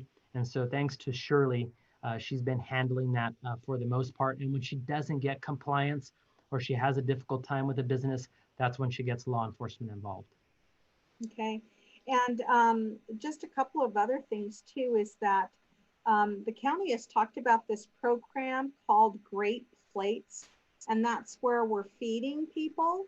You know, there are meals that are actually being done. And I know you had a presentation, and maybe Anna Hanley, yeah, I know she's on the call here. Can you talk about how we're actually helping folks that now may be back to staying at home, like 100% or trying to, and how we're effectively working alongside the county and these other programs to make sure that people do not go without food during this time? I am hoping that Anna is able to answer that question. Okay. And there Sorry, she I just had to figure out how to unmute. Excuse me. Sure. So Great Plates is continuing. I believe that was extended through August 9th. Our ongoing partnership with VC AAA allows us to, we've included now weekly meals that come prepared directly from restaurants. So we have World Central Kitchen is also a component of this meal process. But to speak to any additional or incoming clients, they can either contact us directly or continue to seek involvement through VC AAA. And so if they contact us directly, what number should they call, or what department should they call? They can call us at Recreation. So that's 805-986-6542. And anyone at the general line can assist them with their application. Okay, very good. Because I know that, you know, we have a good number of folks that are retired in our community, and just want to make sure that, you know, they have the resources available in that way. And yeah, thank you, Anna. Thanks for your work on that. Sure. And then one other thing, and I've seen some of our retail centers with maybe a few more for lease signs posted. I just want to let you all know that with the business outreach that has happened and the grants that are available, the county made available and working through VCCF, is that it looks like it's going to be by lottery system, because there was a much more demand than the capability of actually funding everybody at a $5,000 grant level. And so the deadline closed on July the 20, let's see, deadline closed, but not, it's not coming up. It already, I think it already closed. And they're looking at possibly assisting like a little over 1,000 of those businesses. And they had a record number of businesses actually apply. They also talked about how there are companies that want to restructure and or actually companies that want to close because of COVID. And so they've been putting together resources from EDCBC and working with the county on all of that. So I think we might have to be prepared to then, you know, not notify people, but they'd probably notify us and work with Tony and the team at the city to consider possibly those kinds of options for their businesses. So I just mentioned that just because I've seen many more signs go up that the offices and locations are up for lease. Thanks for everything that the team does and the small group of folks that help to manage all of this. And I'm sure that if the city of LA is going to be doing something that's a little bit more aggressive in closure, that we would be considerate of our small community and really, being part and parcel of helping protect our people. Thank you. Thank you, Madam Mayor Pro Tem. Councilman Gama? Thank you. Excuse me, I have a little bit of a cold going on. So for many, many years, the CDC has always put out information that washing your hands frequently with soap or water is the best way to prevent the spread of disease. And one of the things that concerns me is we're so much emphasis on mask. And it's like, I'd just like to make sure that we're reinforcing, the most effective way to spread diseases by frequently washing your hands when you come in contact with a person or a thing. And I think I think we just need to get that message out as strongly as wearing a mask, because there's other things you have to do than just wear a mask. And I think sometimes we forget about that. But I appreciate all the work that goes into this. And I was just thinking as you were talking, like, wow, what a different world it's going to be when this goes away. Yes. No, but Okay, thank you, Councilman Gama. I just had Chief Salinas, I just had a few clarifying questions to ask. And then I wanted to comment on the precautionary measures that we're considering here. The salons, I understand that Governor Newsom had issued a new order today allowing salons to open outdoors. Did you hear that today? I did not hear that news. Okay. I do know that there's going to be quite a transition, or they're going to have to do quite a bit in order to accommodate for outdoor salon use. You can't just set up a chair out on the sidewalk and start cutting hair. It would have to be enclosed, and there'd have to be certain parameters that they'd have to follow. So I haven't quite followed up on that, but there's a possibility that a hair salon could adapt to those restrictions. I haven't quite followed up on what those restrictions are yet. Okay. And then as far as gatherings are concerned of among household members only, is there a number, or, could we have a family of 15, 20 people on the beach having a picnic? Is there still a limit? We used to say 10. I think that's the latest number. Okay. Yeah, 10 is the latest number that I have seen. Okay. And then I have seen people, and I wasn't able to participate on the Wednesday elected officials call, but I don't know if this question was asked, but I see now that people are resorting to face shields, which it was my understanding that face shields are typically used in hospital settings and accompanied with a mask. But people are using face shields instead of masks. Have you heard as to whether or not that is meeting the same intent as wearing a mask? I do not. I do know that we are recommending it as an alternative for those who are claiming that masks are restrictive on their breathing and they have a medical exemption. And so if that's the case, we are recommending those individuals to at least wear a face shield, which doesn't impede on someone's breathing as a face mask does. So if someone is in a store and is refusing to wear a face mask, then we would address it by letting them know that they would need to then wear a face shield. Okay. And then, thank you. And the testing, are we testing with people for COVID cases among people who are displaying symptoms only? Before we had it was wide open, and now is it just symptoms only? No, so it is wide open because it's been proven that this is an asymptomatic virus in many people. We are allowing, and the county is allowing everyone to be tested, and that's why you see our testing rates so high, is because you can actually have COVID and not have a fever or right. I understand that, but I think because we were limited on testing kits, or testing capabilities. Is LA County doing that?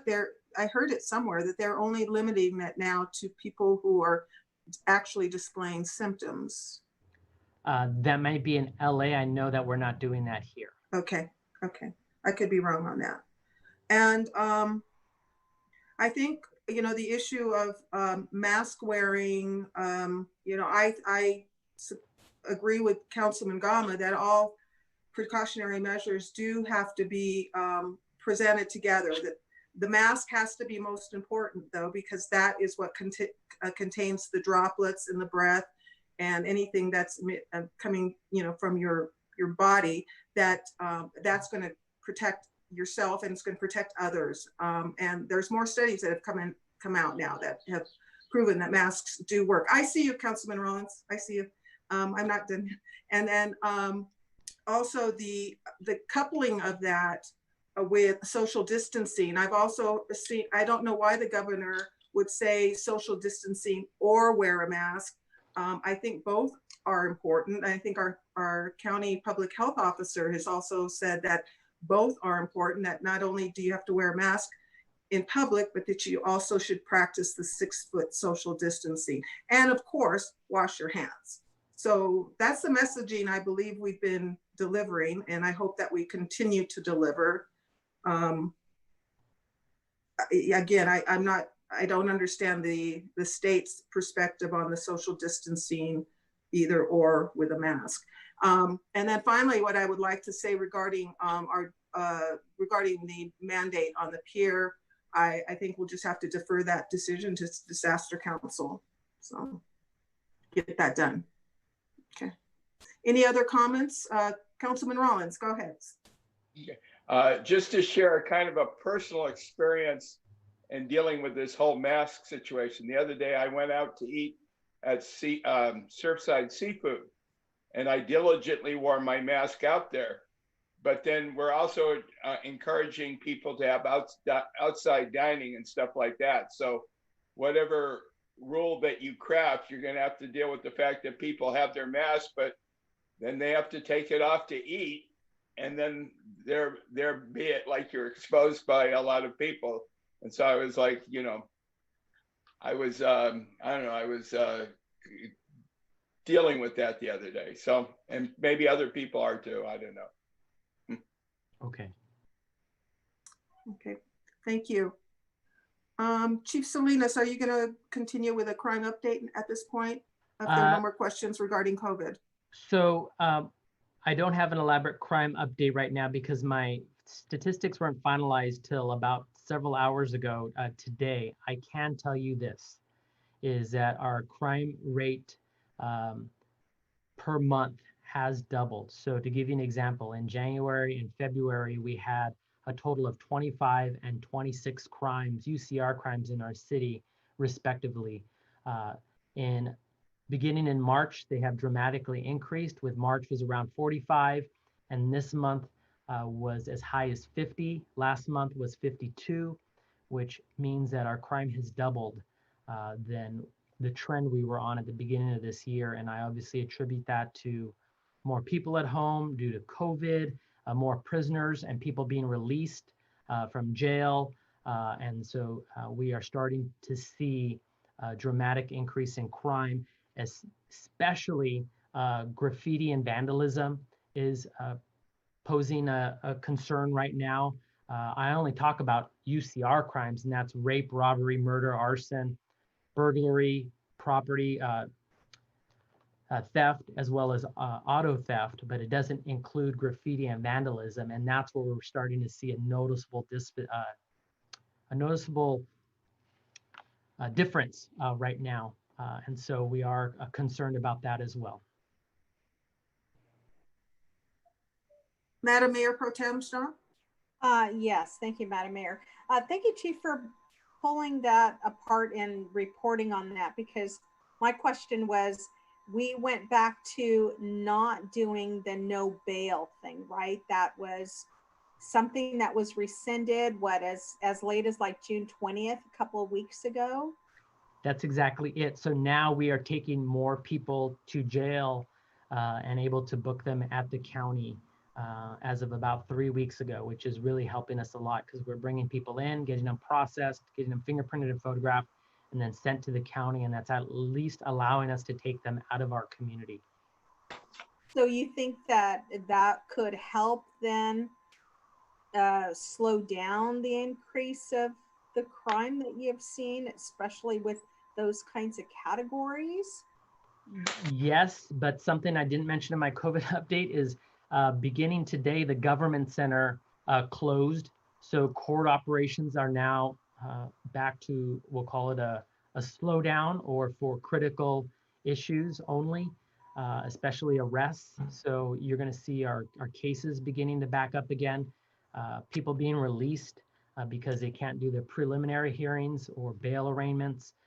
So we're fighting against that as well. And again, more people, every 30 days, the governor is releasing more people from jail and the prison system. So while we are arresting more people are being released into the public right now that normally wouldn't be. Okay, thank you. Councilman Burr? Yes, thank you very much. Chief, great report. I appreciate all the work you put in on this. When we say we arrest them and take them down and book them at the county, then they're being released, right? Essentially, yes, except So, for at best, we're getting them out of town and they got to figure out on their own how to get back here. that's pretty much it. Okay. Thank you. It's just not as easy as it used to be. Nope. Lock your doors. Lock your car doors. Right. Yeah. Okay, any more questions or comments for Chief Salinas? Our thanks to you, Chief, and to your team and your department for the good work. Challenging times right now, and we appreciate the hard work that they're doing out there. So thank you for that. Any other comments you have, Chief, that you want to make? One last thing is you'll see beginning tomorrow, we are beginning a video series of who's serving your community. And we are going to be putting out small 2 to 3 minute videos of all of our police officers. So you get to know them, who's working the streets. And we are going to do a video series on every single officer on this department beginning tomorrow, and be releasing new videos every couple of weeks. And tomorrow we're starting with Officer Ricardo Miranda, one of our recent hires. So you get to know who's out on the streets serving your community. What a great idea. Great. That's wonderful. Terrific. That will go a long way. Yes. And personalizing and humanizing our officers. So thank you for that. Yes. That's awesome. Okay, thank you again, Chief. We're going to go ahead and move on to the consent agenda. I will go ahead and read the titles on the items. Item number 4, approve minutes of the City Council for the regular meeting of July 6, 2020. And the recommendation is to approve the minutes. Item number 5, receive and file the finance cash disbursements for June 24th through July 14th, 2020. And that recommendation is to receive and file the city registers of disbursements. And then we have item number 6, a professional services agreement amendment with ARIA Consulting International for strategic planning sessions. And the recommendation is to approve and authorize the city manager to execute an amendment to the contract with ARIA Consulting International for strategic planning services in the amount not to exceed $40,000. Any questions or comments? Anybody want to discuss any item on the consent agenda? Okay. Madam Clerk, may I have a, well, I'll need a motion to approve and a So second. I'll move to approve the consent agenda as presented. Okay, and Councilman Gama, you want to second that? I saw your hand go up. No, I'm just wondering why ARIA is on the consent calendar. I don't know if, an amendment is a routine action, but so I'd like to pull that just to get an update as to why and where we're at and what led to getting to. Oh, okay. So we'll pull the item 6 and So I'll Madam amend. Mayor Pro Tem, will you amend your motion Yeah, to? Okay. Yes, I'll amend my motion to approve consent calendar agenda items number 4 and 5. Okay, thank you. May I have a second on that? Second. Okay, Second. and Madam Clerk, we've got a motion and a second. Can I have a roll call vote, please? Mayor Pro Tem Munoz-Schnapp, Yes. Councilmember Gama, Yes. Councilmember Burke, Yes, Councilmember Rollins, Yes. and Mayor Hernandez. Yes. Motion passes. Okay, thank you very much. Okay, let's go back to item 6, professional services agreement amendment with Aria Consulting International. City Manager Connors, do you want to provide a brief summary of this item? Yes, thank you, Madam Mayor. Our consultant began what is billed to be the first professional strategic plan for the city approximately about a year ago. During that time, a couple of challenges to continuity as well as some conflicts with the process occurred, starting with the transition of to a city manager to an interim to a new city manager. And then there was the conflict between, well, I won't call it a conflict, but we had 3 simultaneous planning initiatives at the strategic level. One was a general plan. The other was the Parks Master Plan, and included with the strategic plan. In doing that, there was a level of deconfliction or an integration that needed to occur, and Aria Consulting was leveraging their stakeholders and reviewing initiatives within those 2 other different strategic planning initiatives to make sure that those things were all aligned and synchronized. And then COVID-19 struck as they were starting to spin back up. And during that process, the additional request from independent council members, as well as the city manager, myself, was to expand to a greater degree the level of community engagement and public interaction, specifically with stakeholders. And so a plan, the final phase of the consulting project would be to do a variety of different stakeholder groups. Through that initiative, we identified at least 20 different stakeholder elements or representative stakeholder groups to participate, and also to do some focus groups, which is wrapping up and should be complete by this July. That lies the main and major justifications for scope increase, some of it just through some of those inefficiencies, but a lot of it through requests to improve and engage the community and the public in a much more comprehensive fashion. That concludes that input, pending your questions. Thank you, City Manager. After hearing that, I'd like to make a motion to approve the contract extension. I just had one question before that. Councilman Rollins, go ahead.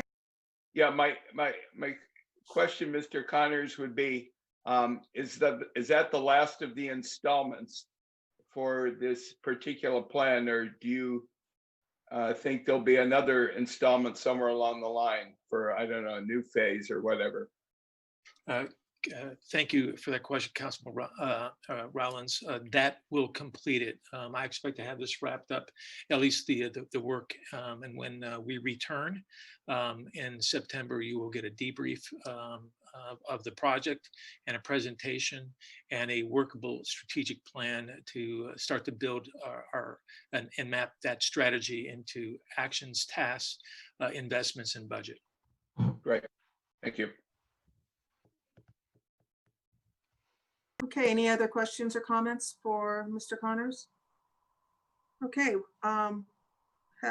hearing none, let's go ahead and entertain a motion and a second to approve item 6. Move to approve. second, Second. Okay, we have a motion and a second. Madam Clerk, can we have a roll call vote? Councilmember Rollins, Yes. Councilmember Burke, yes, Councilmember Gama, Yes. Mayor Pro Tem Munoz-Schnapp, Yes. and Mayor Hernandez. Yes. Motion passes.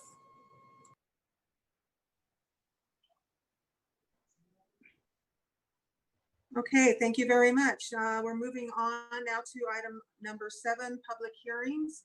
This is a plan development conditional use permit number PHCU-876 and development agreement number PHDA-877. Blue Diamond LLC Dispensary, 501 West Channel Islands Boulevard, Suite 202. And I believe Mr. Tony Stewart, our Community Development Director, will be presenting this item. The hearing, it is now 8:25. The hearing is now open. I need to ask, do any members of the council have any conflicts to discuss or disclose? I cannot see hands nor. No. Okay. All right. Madam Clerk, do you have proof of publication as required by law? Yes, ma'am, I do. Okay, thank you. Do we have a complete file of reports and exhibits? Yes, we do. Thank you. And Mr. Stewart, are you ready to present? I am. Thank you, Okay. Madam Mayor. You may proceed. Thank you. Great. Thank you, Madam Mayor. Good evening and good evening, Council. Also to let you know that the applicant, Christina Valdez, is online as well to answer any questions at the end of the presentation here. So as you mentioned, this is a plan development, CUP, and development agreement for Blue Diamond, which is a cannabis delivery service. This will actually be right now the last delivery service application we have in for the Hardy Mall building. Suite 202, which is on the second floor, is in between two previously approved delivery services, which would be Tech Delivery and the more recently approved Thai Farms. The applicant is requesting approval of this delivery service, and the site is zone C1. Our cannabis ordinance and implementing resolutions allow cannabis uses in the C1 zone subject to approval of a certificate approval, CUP, and development agreement. If I could have the next slide, by the way, Charles, please. Thank you. The applicant obtained their certificate of approval on May 22nd of 2020 as a result of providing a complete application.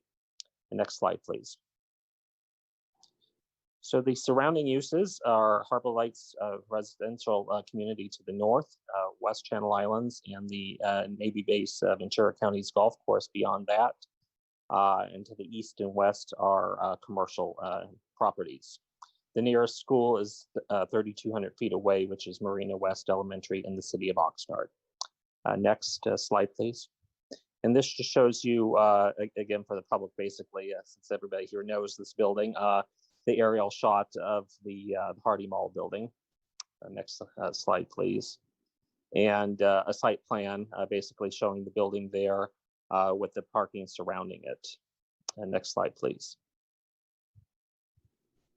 And then, so the unit itself is going to be the one there on the bottom right, and that would be the Suite 202 for this particular delivery service. Next slide, please. And this is a larger view of that of the suite that's being proposed to be converted into the into this subject delivery service. Next slide, please. And just real quick, the elevations, the red windows are the ones that would be with the this particular business. And like the rest of the businesses, those windows will be treated with a film to make them shatter resistant, and also have mini blinds behind them just to maintain the commercial office appearance of the suite. Next slide, please. Our hours of operation will be 9 a.m. to 9 p.m. 7 days per week, which is allowed by the implementing ordinance. Customers, as well as staff, are 21 years of age and older. The odor control will be an HVAC system with carbon filters, and security will be shared with the existing guards on site. Community benefits will be contributing at least 1% of the gross revenues of the business's revenues towards local charitable organizations working to eliminate food insecurity. And then also, if we identify other nonprofits, as we often do, working with Chief Salinas, then Blue Diamond will also contribute towards them. Next slide, please. The development agreement, just again for the record, is PHPA 877. And because the city does not have a cannabis tax, we enter into development agreements. And specifically what this development agreement does, it requires the applicant to agree to pay a contractual payment of 5% of their annual gross revenues towards the city's general fund, maintain all books and records accurately, and pay up for up to 2 audits per year, and obtain a certificate of occupancy within 1 year of this development agreement becoming effective. Next slide, please. The project is exempt from the California Environmental Quality Act per section 15301, since the applicants are proposing to occupy an existing suite in an existing building and no exterior modifications or expansion of use are being proposed. Next slide, please. So the fiscal impact with regard to that 5% that we just discussed with the development agreement, the applicant anticipates that their first year revenues will be a little over 2.7 million, growing to a little over 4.4 for year 2 and a little over 5.7 for year 3. That equates to the city general fund receiving a little over 137,000 the first year, a little over almost 221,000 the second year, and just over 286,500 the third year. And next slide, please. And with that, the city staff is recommending that the city council open the public hearing to take testimony and any documented evidence, close the hearing and consider that evidence. And after considering the evidence, adopt a resolution of the city council granting approval of conditional use permit number PHCU 876 and introduced by title only, waiving full reading, an ordinance approving and adopting a development agreement under Government Code sections 65864 to 65869.5 and ordinances 727 and 734 of the municipal code relating to the operation of this facility for Blue Diamond LLC, with adoption to follow at the next regularly scheduled city council meeting. And finally, take such additional related action as may be desirable. And with that, that concludes my presentation. As I mentioned, I'm available for questions, as is the applicant, Ms. Christina Valdez. Thank you. Thank you, Mr. Tony Stewart, for your presentation and your work on this particular item. Does council have any questions or comments for Mr. Stewart? I see one hand up. Madam Mayor Pro Tem Schnapp, go ahead. Yes, thank you, Madam Mayor. So thank you, Mr. Stewart. This is exciting that, you know, they're taking, it sounds like, the last slot in the Hardy Mole building. And this is part of that whole cannabis campus in that corner along the Green Mile, correct? That is correct. Yes, we have one other application that will probably be coming to you in September for another delivery service over in the Wheelhouse building. It's actually the Wheelhouse group's current delivery service, but they want to expand on their own. And then we may have, there's a little bit of interest in maybe one more suite over there, but I think we are, like you said, filling it up at this point. So how many to date would be in the cannabis business, and how many of those are delivery only? I think I've seen more of those than the others that first started out in the city. Well, honestly, I'm kind of losing count at this point. We have, I believe, 7 dispensaries in operation, and just thinking off the top of my head, I think we have close to that many of delivery services as well. And of course, all of our dispensaries have delivery also as a component. And then we have the Tradecraft microbusiness, which is in plan check right now. And we have Red Mule underway, another microbusiness. And then we also have the other microbusiness just next door to the Hardy Mall building that was approved a couple months ago. So you know, we've got a few, and then I think we've got 3 more dispensaries currently underway that you'll probably be taking action on this coming later this fall. Okay, very good. A couple of other things is that because the cannabis businesses that are already open, they were deemed essential. They had to follow the same kind of COVID-19 attestations and making sure that they're following those kinds of rules. That is correct. They are supposed to be doing that. Okay. So anybody that it would be opening up within this COVID timeframe, they would have to then meet those kinds of assurances to operate. Correct. Yes, yes, Right. they would. And you probably have seen some of our businesses that have actually had to expand outside again to allow for, say, curbside pickup. And right now, again, just to kind of limit the number of folks coming into the businesses themselves. Yeah, I've seen the tent outside of the other building there at the Right. corner of the house in Channel Islands. Yeah. Yes, very good. So one question I normally have for everybody who's coming to the council this way is maybe just a quick presentation by the applicant, introducing herself and when she first got into this business and what she'd like to do here in Port Hueneme. So if we could have Christina then speak, that would be great. Okay. Yes, Christina, you're on if you're there. I see that her line still says connecting to, so I don't know if there's Oh, okay. a issue. Hello, council members. Can you hear me? Yes. Oh, okay. Hi, my name is Christina Valdez.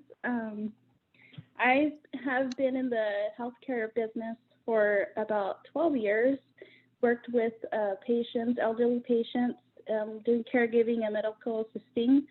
And I just seen the need for an alternative medication among my patients. So when the cannabis businesses started coming, that really got my interest. So I reached out to a couple of my partners and we started Blue Diamond. And it was 2018 when we started. And so it looks like in your application that you would make it a priority to hire perhaps Hueneme residents as your employees? Yes, we'll focus on hiring the Ventura County residents as well as the residents of Port Hueneme. And then on the funds that you're committing to reinvest in nonprofits and other nonprofit organizations in the community, do you have any of those that you feel a greater priority that maybe you'd like to help them with? Yes, the needy, the food banks that need funds to feed children and families. We're looking into some that are in the area, the Mixtec Indigenous Community Organization, as well as some others. We're open to looking to offer our assistance. Okay, very good. And then Tony, one more question for you is I noticed on page 4 of 18, or you could follow page 11 of 47. And it was under the terms and conditions, item number 7, deadline for project completion. And it looks as though terms in there that say that the developer shall complete its project and open the project for operation and the general revenues within 1 year of the effective date. A failure to obtain a certificate, blah, blah, blah, blah, blah, nullifies this agreement unless the term hereof is extended in writing executed by the parties. I hope we're following that with each group that has come to the council. Yes, with the exception of 2, because they have been in plan check. It's just been taking them a little bit longer. For one, the Tradecraft crew, which is a complicated project. And then we had one other, but everybody else has been in compliance with that. And like I said, these other 2 have been diligently going through the plan check process at least. So they haven't just been sitting there not doing anything. And then also we continue to have all of our businesses go through their annual audits and inspections for operations as well. And so normally they would fall within the 1 year calendar mark that we're calling out. Yes, the rest of them have all done that. Okay. Including all of the ones that are in operation to date. Okay, thank you. Those are all the questions I have. Thank you. You're welcome. Any more questions for Director Stewart? Okay. I'll go ahead then and close the public hearing. It's 8:39 on my clock. And before us, we have a recommendation to adopt a resolution of the City Council of City of Port Hueneme granting approval of conditional use permit number PHCU-876 Blue Diamond LLC Cannabis Delivery Service and introduced by title only, waiving full reading, and ordinance approving and adopting a development agreement under Government Code Section 65864 to 65869.5 and ordinance number 727 and ordinance number 734 of the Port Hueneme Municipal Code relating to the operation of a cannabis facility for Blue Diamond LLC, with adoption to follow at the next regularly scheduled City Council meeting, and take such additional related action that may be desirable. May I have a second and a motion and a second, please? I'll move. Second. Okay, we have a motion and a second. Madam Clerk, may we have a roll call vote, please? Councilmember Burke, Yes. Councilmember Rollins, Yes. Councilmember Gama, Yes. Mayor Pro Tem Munoz Schnapp, Yes. and Mayor Hernandez. Yes, Motion passes unanimously. thank you. All right, we're now moving on to item 8, which is our Park and Recreations Master Plan update. Very excited to hear this item. This is our update needs assessment and gap analysis workshop. Director Stewart, do you want to go ahead and present your report, please? Actually, I'm going to turn this over to our consultant, Genevieve Charo of MIG. She's got a really good presentation for you this evening, and I think you guys are going to find it very interesting, and also allows the council to have input fairly early on into the process, and also help guide us into the next steps of the process. So I think you'll enjoy it. Anna Hanley and myself, though, are available to answer questions for you as well. So I'll turn this over to Genevieve, and I believe Charles will go ahead and keep the presentation rolling along. All right, thank you. Genevieve? Hello, can you hear me? Yes. Yes. Great. Hello. It's nice to Hello, meet you. welcome. Thank you. Good evening, Madam Mayor and Council. Tonight, I'd like to give you a brief overview of where we're at in the Parks and Recreation Master Plan Update project. We've spoken earlier with many in the community for the stakeholder interviews and done some great public outreach, which has led us to identify some needs that are kind of framing the project for us moving forward. So we'd like to go through that needs assessment with you tonight, and then present some preliminary goals that are evolving out of those discussions that we're having with the community, and to get some feedback from you about those goals so that we can move forward to the next steps in the project. Could you go to the next slide, please? And actually, you can skip it because I just covered it. Was up on me. I apologize. Give me one moment. Oh, no problem. I can just keep moving on and talking a little bit as we wait for that to unfreeze.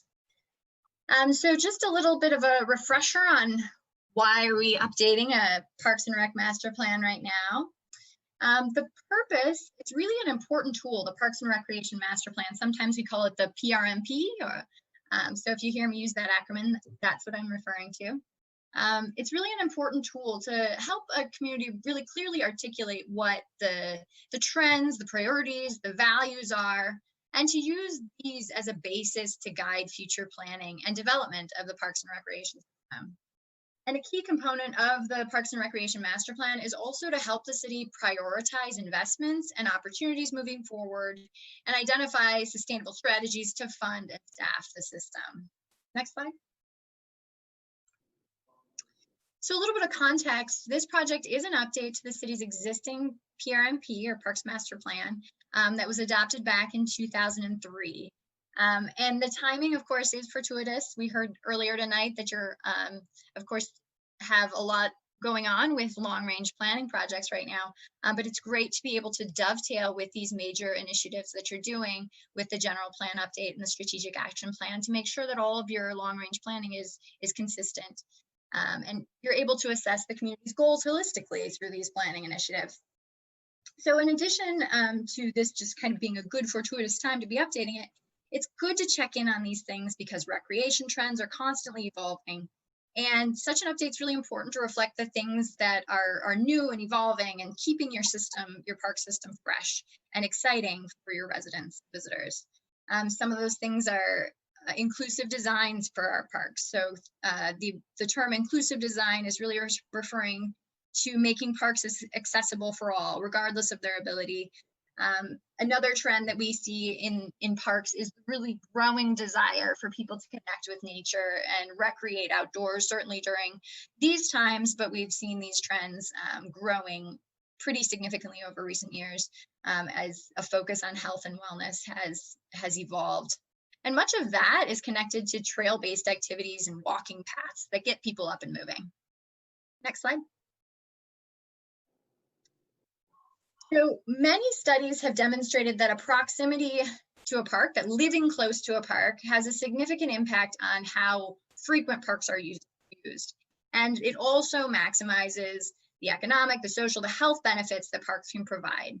And for these reasons, the 10-minute walk has become nationally accepted as kind of a benchmark of kind of park access, park quality, and a goal for communities to strive towards. The 10-minute walk is approximated by a half-mile distance.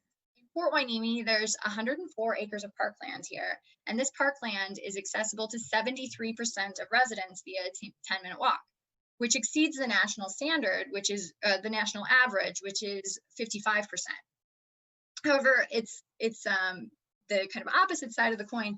Only 4% of the city's land area is devoted to parks and recreation, which is less than the national median, which is 15%. Next slide. So what we did is we looked at and mapped the areas with a GIS tool to look at the areas that are not within a 10-minute walk of a park. These are indicated here in the purplish gray and labeled A, B, and C. These are generally in northern parts of the city, as we know, that have fewer parks, really with just Volker Park in the north to access. Next slide.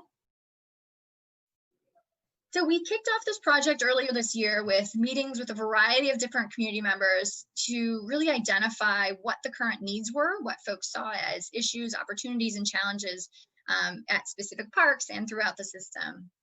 We conducted interviews with quite a cross-section of community members. We talked to folks at the Naval Base, the Port of Hueneme, the Historical Museum, the Boys and Girls Club, the school districts, and Friends of Port Hueneme Library, Ocean View Pavilion. We talked with staff and city council members and got some really good narrative feedback on what individuals and their long extended network of contacts identified as needs and opportunities in the system. And we also used an interactive map-based survey to gather information about existing conditions and future opportunities for Port Hueneme parks and recreation and programs and facilities. And because of the timing of when we were doing the map-based survey, March 13th was right at the beginning of when all the shutdowns were occurring for COVID-19. And we had also planned some in-person interactions with the Little League opening day, which was then canceled, and the car show and at the grocery store, which we were unfortunately forced to cancel. So in turn, we extended the dates for the online survey and really pushed the advertising channels to get the word out about the survey through participants within the park system, through partners, and through the city's social media.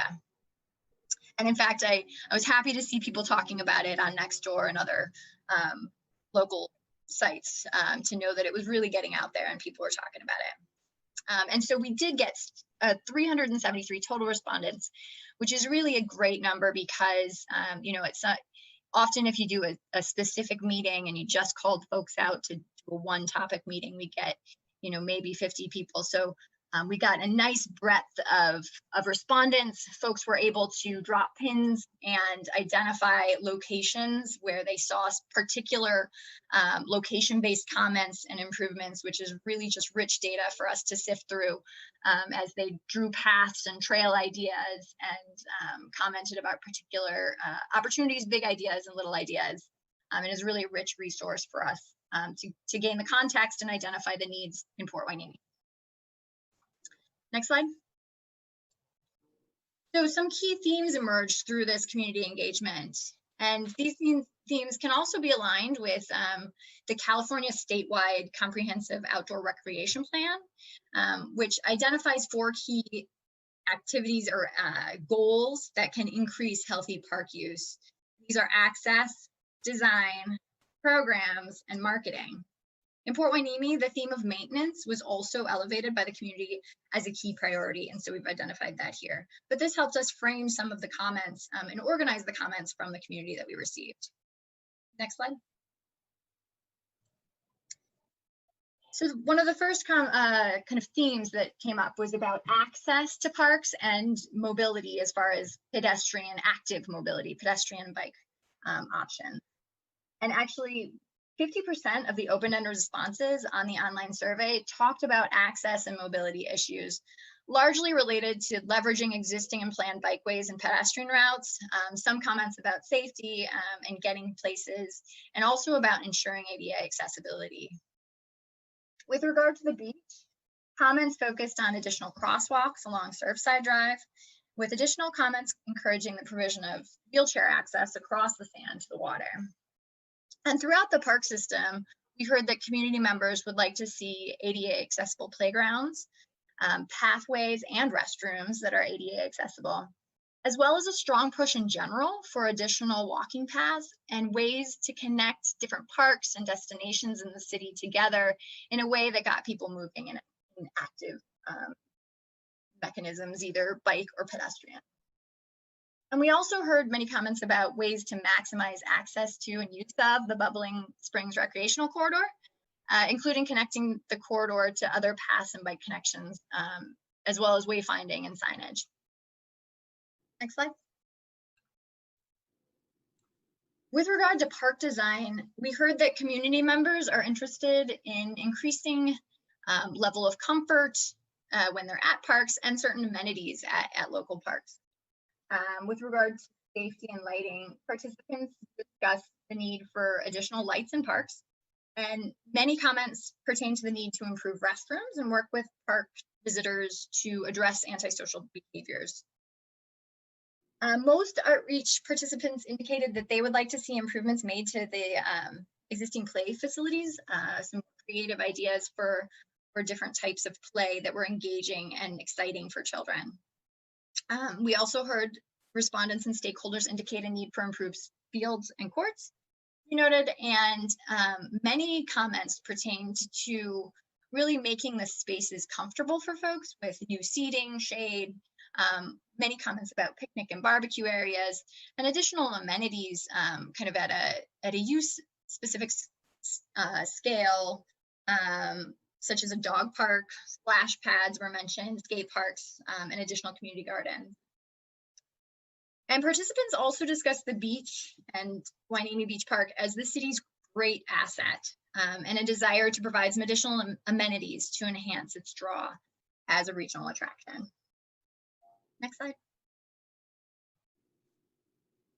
With regard to programming, we heard from residents that adult fitness and wellness classes like yoga, dance, aerobics are a highly desired type of program.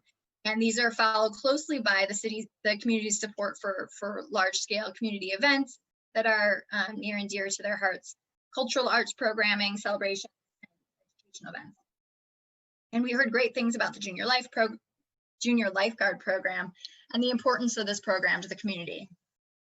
With regard to the community center and the library, comments focus largely on the need to, or the desire, if an improvement were to be made, to update the auditorium, as well as the restrooms and some technology like providing Wi-Fi.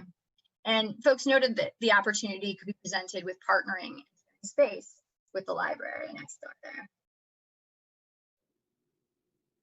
Next slide. And we also heard some feedback on potential strategies that could affect the park-wide system, including embracing and marketing and leveraging the beach and its components as really the city's shining jewel, and leading by example with environmental consciousness throughout the park system, as well as adding public art in creative ways.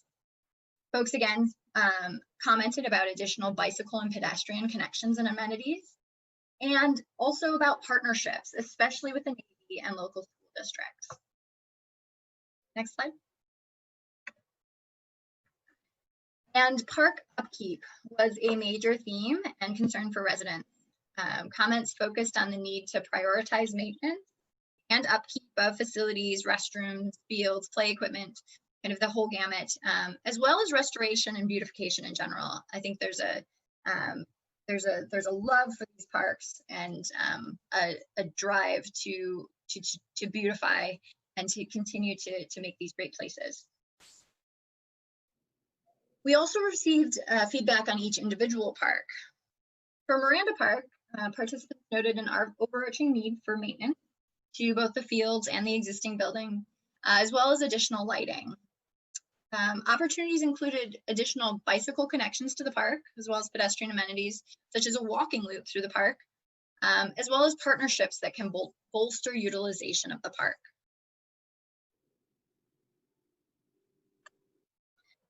Next slide.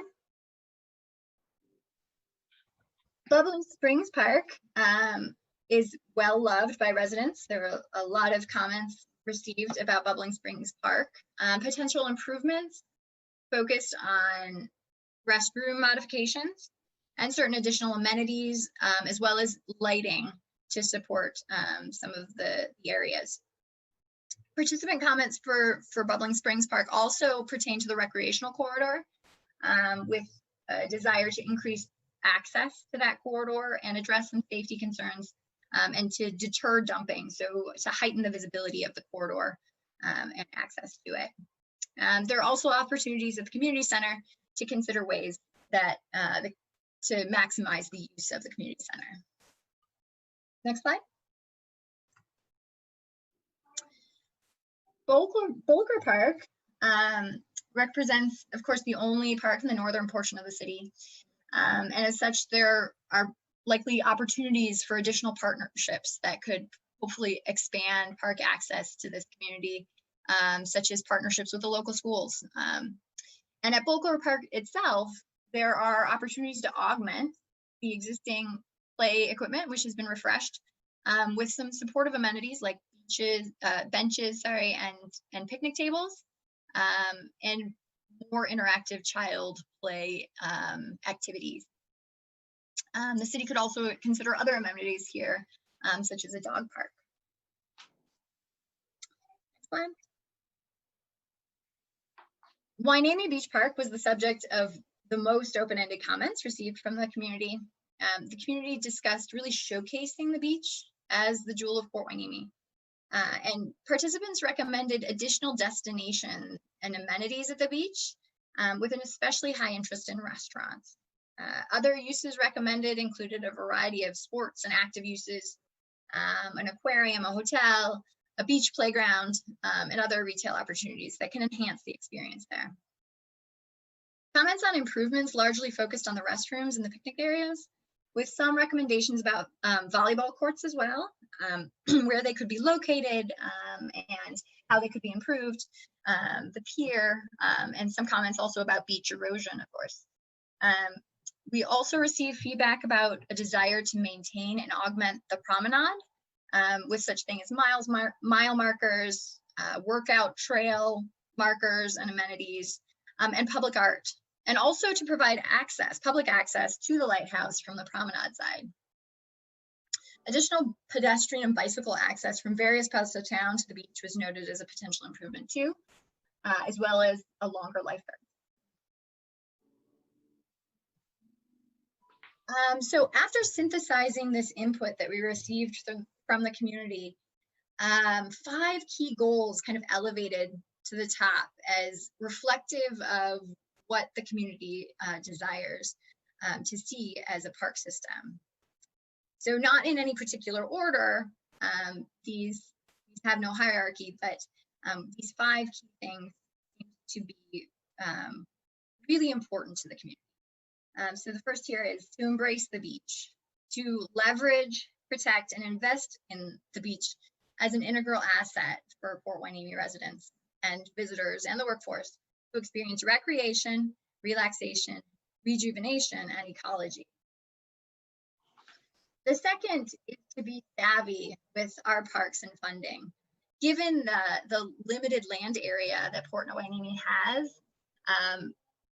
it's pretty important that you look at ways that you can be really, really creative and maximize the use of the land that you do have, and prioritize flexible and layered and multi-use facilities rather than single-use facilities.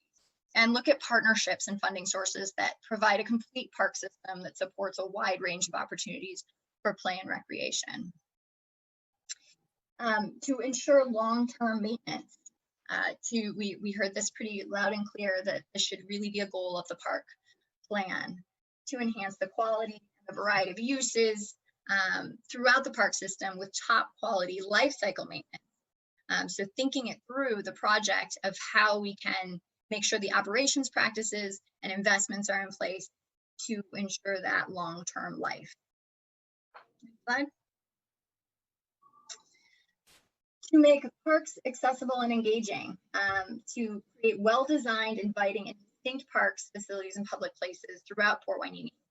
And then kind of in hand with that is to establish a walkable community of parks with strong physical connections that improve the safety, comfort, and ease of travel between community destinations.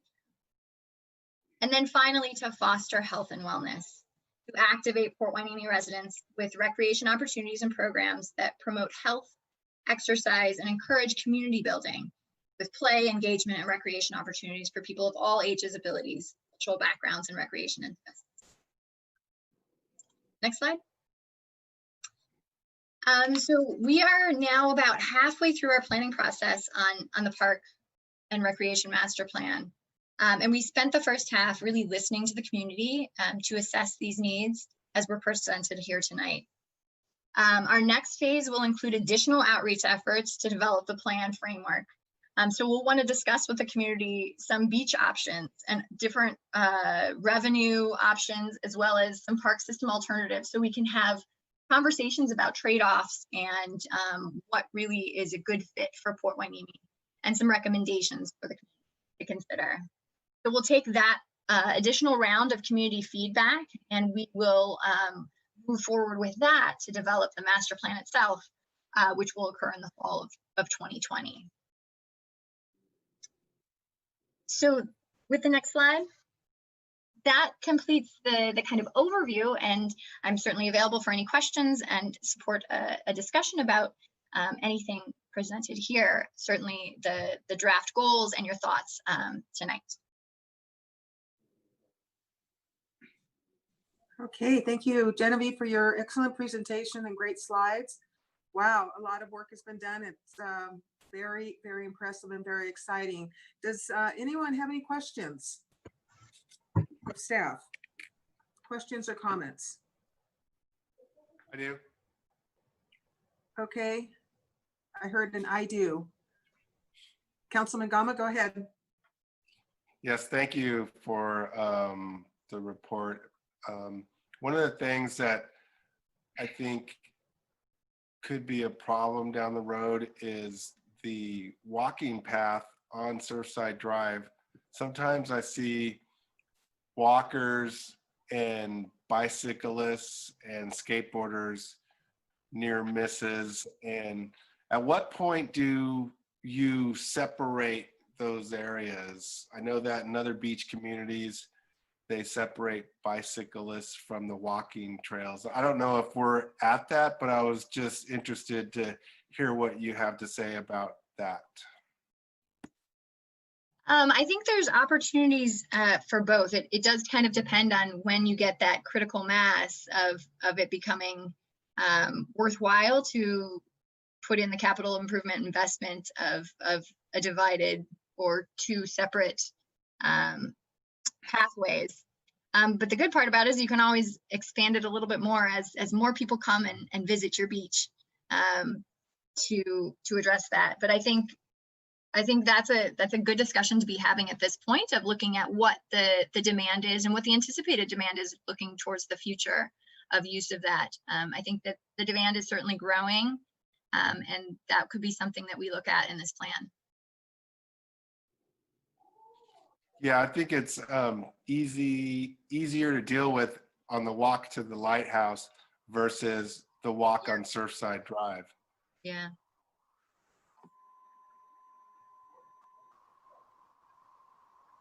Madam Mayor Pro Tem Schnapp, go ahead. Yes, thank you, Madam Mayor. Thank you for this pretty comprehensive update as to where we stand after getting input from the community. A wealth of data was collected, things that we haven't seen in the past, and some things that have been brought to our attention. And now that the city is in the black and not in the red, we can address some of these issues, which is really then exciting in terms of the planning. Throughout the document and your presentation, you had talked about partnerships with other organizations. And I think one of the items spelled out, maybe there's a partnership with Naval Base on some of their amenities, perhaps. But two is that, was there any kind of like a branch, an olive branch extended from other community partners that you talked to within the interview process that said, we'd like to partner with the city? I think it is great. We had really good stakeholder interviews, and it's so nice to see collaborative relationships and just positive relationships that you have with a variety of community members. I think that there are hurdles to these, which is why they haven't already occurred. But I think that we have identified what those hurdles are, so hopefully we can help get past those hurdles through a pretty clear pathway that we can lead out in the master plan itself. There didn't seem to be any entity that was really resistant to partnering and to really come up with good solutions to find good recreation for folks in the community. They're all really trying to do the best for the constituents that they serve. Okay, and then this would be a question possibly for staff. So maybe Mr. City Manager, you could weigh in. Is that some of these efforts we might be able to deal with from the standpoint of the Community Benefit Fund, perhaps, as priorities, but some of them may lend themselves more to like the CIP plan. What are your thoughts on this? From the city manager perspective, Madam Mayor Pro Tem, a majority of these initiatives are going to be CIP intensive. There may be some, based on our latest round with the port, on the Standing Port City Committee, we refined to some degree what they think are opportunistic and viable community benefit fund projects. And although many of these things will be in that category, the variety of some of these things are going to be well over $100,000 or so, and that's going to be our limit every year. So we're going to have to build out a detailed long-term plan to evolve into the park that we, the city, the community dreams about, and also to think forward considerably in what the recreation environment is going to be in the future.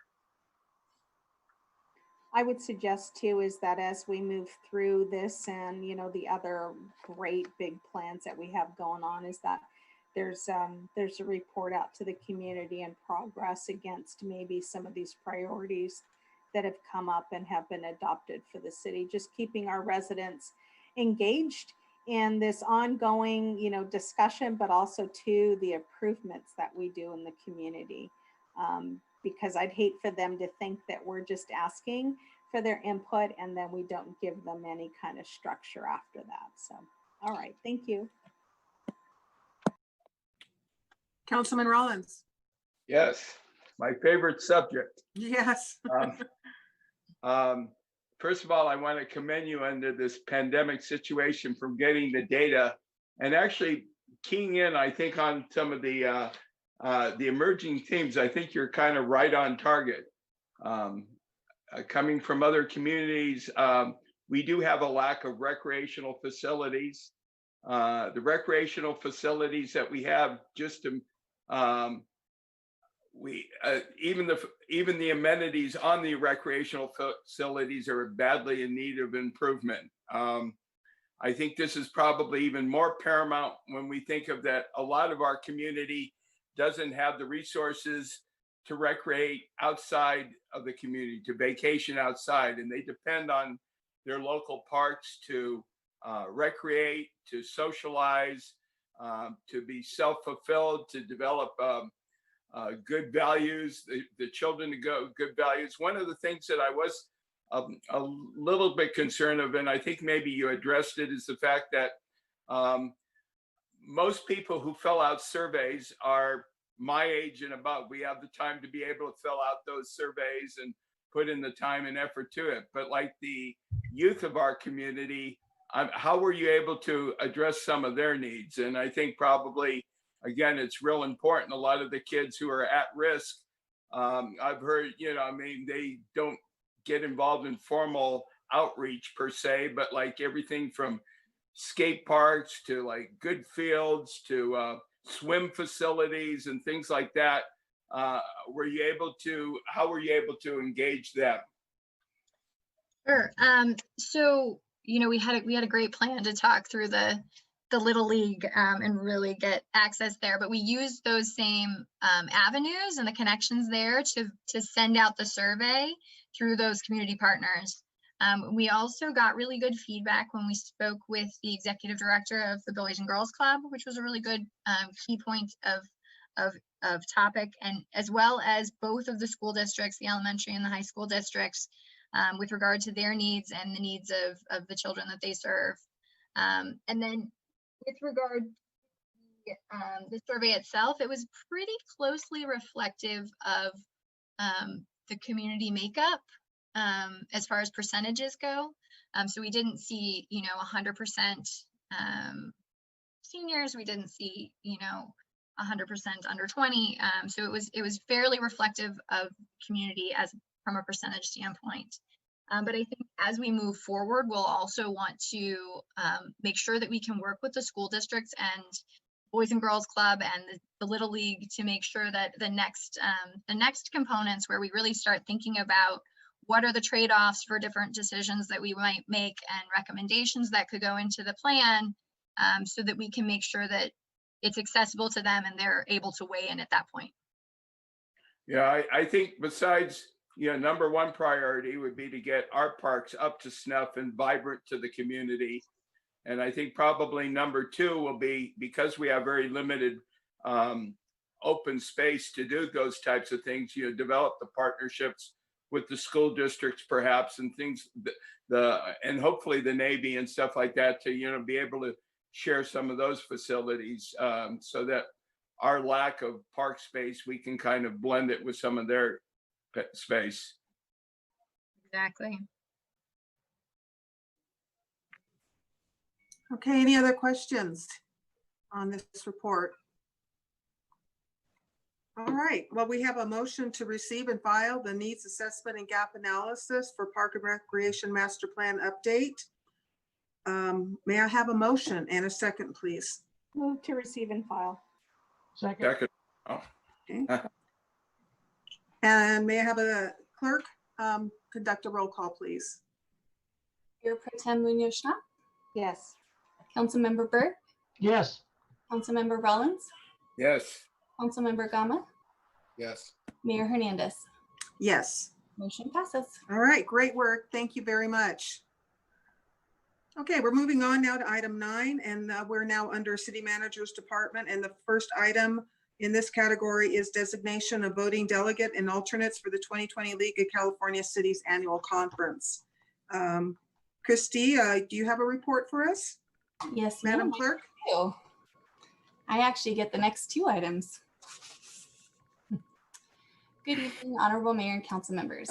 Each year, the League of California Cities holds an annual conference to keep cities apprised of new legal and legislative updates and to have the opportunity to debate controversial issues. This year, the conference will take place from October 7th through the 9th and will be held for the first time as a virtual conference. At the conclusion of the conference, the League holds their annual business meeting, during which League membership considers and takes action on resolutions that establish League policy. Policy development is vital and ongoing process within the League, and voting assures city officials the opportunity to both initiate and influence policy decisions. Each member city is allowed one voting delegate. The designee must be voted on by the City Council and adopted by resolution. Each city is also allowed to designate 2 voting alternates, who would vote in the event that the designated voting delegate is unable to attend the meeting. Each year, the League of California Cities introduces proposed resolutions brought forward by member cities for consideration to be voted on in that General Assembly meeting. These resolutions are not quite yet available. They'll be ready in August, at which point staff will return to council to provide an opportunity to review and obtain council direction to the voting delegate. The council may at that time take a specific position or abstain on any of the proposed resolutions. There's no fiscal impact to establish the city's voting delegate or the alternates. However, there will be anticipated fees for the conference registration. Funds are allocated each year in the city's budget to cover council members' individual expenses, and there are adequate funds to cover registration fees this year for all members who wish to attend. Additionally, there will be a significant cost savings for travel-related costs this year as the conference will be virtual. Tonight, you have the opportunity to appoint a member of the City Council as the voting delegate and appoint up to 2 alternates. Upon your appointment, I'll submit the city's adopted resolution to the League of California Cities and make registration reservations for the voting delegate and alternates. This concludes my report, and I welcome any questions you might have at this time. Okay, thank you, Madam Clerk. Well, I was a delegate, yes, last year and stayed to the very end to represent the city and participate in the voting. I will volunteer to be an alternate this year. Can we get a volunteer to be primary? I'd like to nominate Councilmember Rollins to be our primary. Okay. And I accept. There we go. Very good. Thank you. I love that cooperation. Now we need one more alternate. Sylvia. I nominate Mr. Gama to be the alternate. As an alternate, are we going to be required to attend the virtual conference? Yes. If the primary cannot participate. I'll accept it, but I just got a little bit of concern about my work, but I'll deal with it as it comes.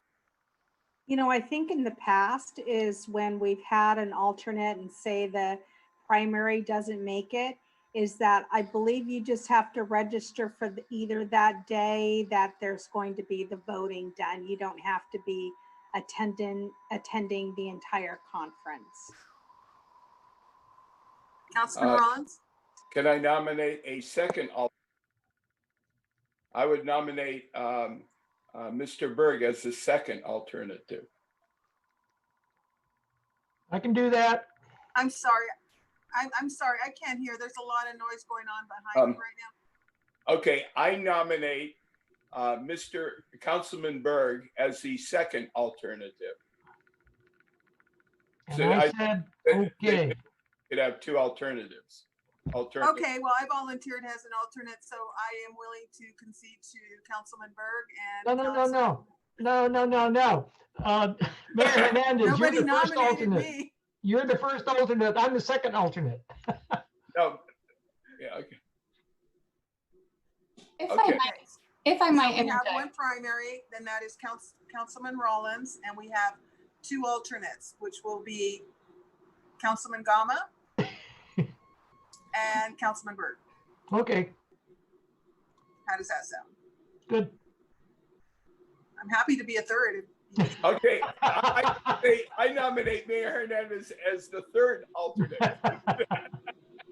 And Mayor and council members, just for reference, it is highly encouraged actually for everybody to attend the conference, whether you're a voting delegate or not. It really is an excellent opportunity. Most of the time it's in person and there's great networking capabilities, but the conference itself is highly recommended. They do publish an immense amount of information that is really worthwhile for all of you guys to participate if you're available. I know that I went to it last year pretty much in totality, except for the voting part at the end. And I learned quite a bit, not only from the workshops, but also communicating with the various different councilmen to understand that some of their concerns are the same as mine. And I have been to many of them in my 12 years on the council and have been that voting delegate for a number of years. Sometimes I was the only person attending from the council. So, I encourage my colleagues here to participate in everything that they can, including being the delegates. Thanks. Thank you. Okay, with that, do we have a motion in a second? Did we already do that? Okay. Clerk, can we have a roll call vote, please? I do believe I have on record who the voting delegate and alternates are that were recommended by each council member. I'm not sure I got a seconded the. I'll second that. Okay. Thank you. Councilmember Rollins, Yes. Mayor Pro Tem Munoz-Schnapp, Yes. Councilmember Burke, Yes, Councilmember Gama, Yes. and Mayor Hernandez. Yes. Thank you. Okay, thank you, everybody. Good job.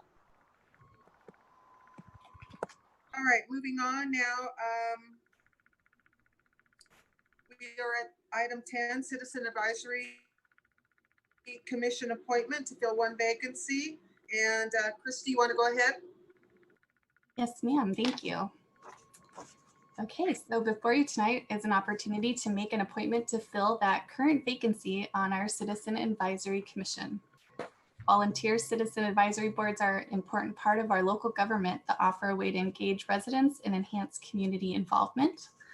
The 5-member commission was formed with the intention of acting as an advisory capacity to the City Council and allows council to obtain a community perspective and use the commission as a sounding board to assist with City Council decision-making and policy review. Each council member is allowed an individual appointee who must be approved and officially appointed by the City Council. And tonight, the applicant is Mayor Pro Tem's recommended appointee to fill the vacancy left by her previous delegate. Staff intends to schedule the Citizen Advisory Commission's first meeting later this summer, and it's timely for council to make an appointment to fill the vacancy and allow for the scheduling of the new appointees' mandatory ethics and Brown Act training prior to that first meeting. An application was received in my office from Ms. Juliet Rodriguez, who was previously a volunteer for the Port Hueneme Historical Society and a board member of the Friends of the Port Hueneme Library, and has expressed interest in serving the city and community as a commissioner. If you choose to appoint Ms. Rodriguez, the commission will then be fully operational, and at their first meeting will be tasked with appointing a chair and vice chair, reviewing and recommending commission bylaws, and will receive their first assignment to provide feedback on the city's Heroes, History, and Heritage Policy, working towards implementation and recommendation to council for adoption of that important policy. Council will have additional upcoming opportunities to assign projects and tasks to the commission in the near future. There is no fiscal impact associated with filling a vacancy tonight, but it will invoke a nominal city attorney expense for providing the mandatory trainings. The recommendation before you tonight is to appoint Ms. Juliet Rodriguez to fill the vacant seat on the Citizen Advisory Commission. This concludes my report, and I'd welcome any questions you might have. And I'd also like to open up the floor to Mayor Pro Tem Munoz-Schnapp if she has any additional comments on behalf of her nominee. Very good. Thank you, Madam Clerk. Any comments or questions? You want to comment first, Madam Mayor Pro Tem Schnapp, and Sure, thank you. then I'll go to Councilman Rollins.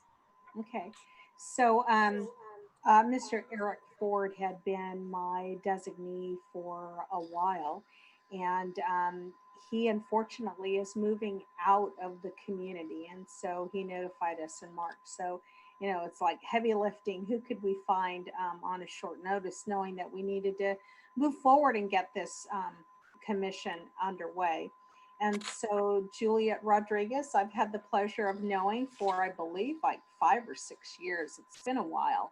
I believe it was just right after she had moved into the community that she attended a couple of the community functions. You know, our tree lighting ceremony. I think that was one of the first events that I had met her at. And over the course of time, she started to volunteer quite a bit with the folks at the museum, as well as then now being an active member of the Friends of the Port Hueneme Library Board.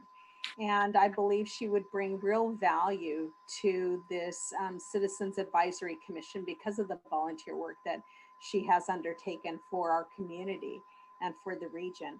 And I'm really happy to, you know, present her as my representative. And I'd love to have your support in that.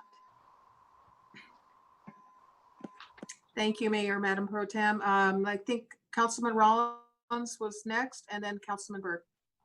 I would say without reservation, your recommendation, Mayor Pro Tem, is outstanding. She's a doer. She really gets involved in the community, and that's what we need on the citizen advisor, people who really want to get involved and make the community better. Councilman Burke. Yeah, I'd like to recommend that we appoint Juliet Rodriguez as our newest member of the Citizen Advisory Commission. And I will second that. Okay. So, Madam Clerk, you have a motion and a second. Councilmember May we Burke? have a roll call vote? Yes, ma'am. Councilmember Burke? Yes. Mayor Hernandez? Yes. Councilmember Gama? Yeah. Councilmember Rollins? Yes. And Mayor Pro Tem Munoz-Schnapp. Yes. Thank you very much. All right, very good. Congratulations, Juliet. And you're out there listening. I'm sure you are. She watches all our council meetings. Thanks, everyone. She's a good citizen. Okay. Item number 11, the City Port Community Benefit Fund project determination. And we have our city manager who will be presenting the report. Well, thanks, Madam Mayor. This is a great news story. Back in March, I was approached by the port and asking us when we're going to spend the balance of the $523,000 community benefit fund, which somewhat surprised me.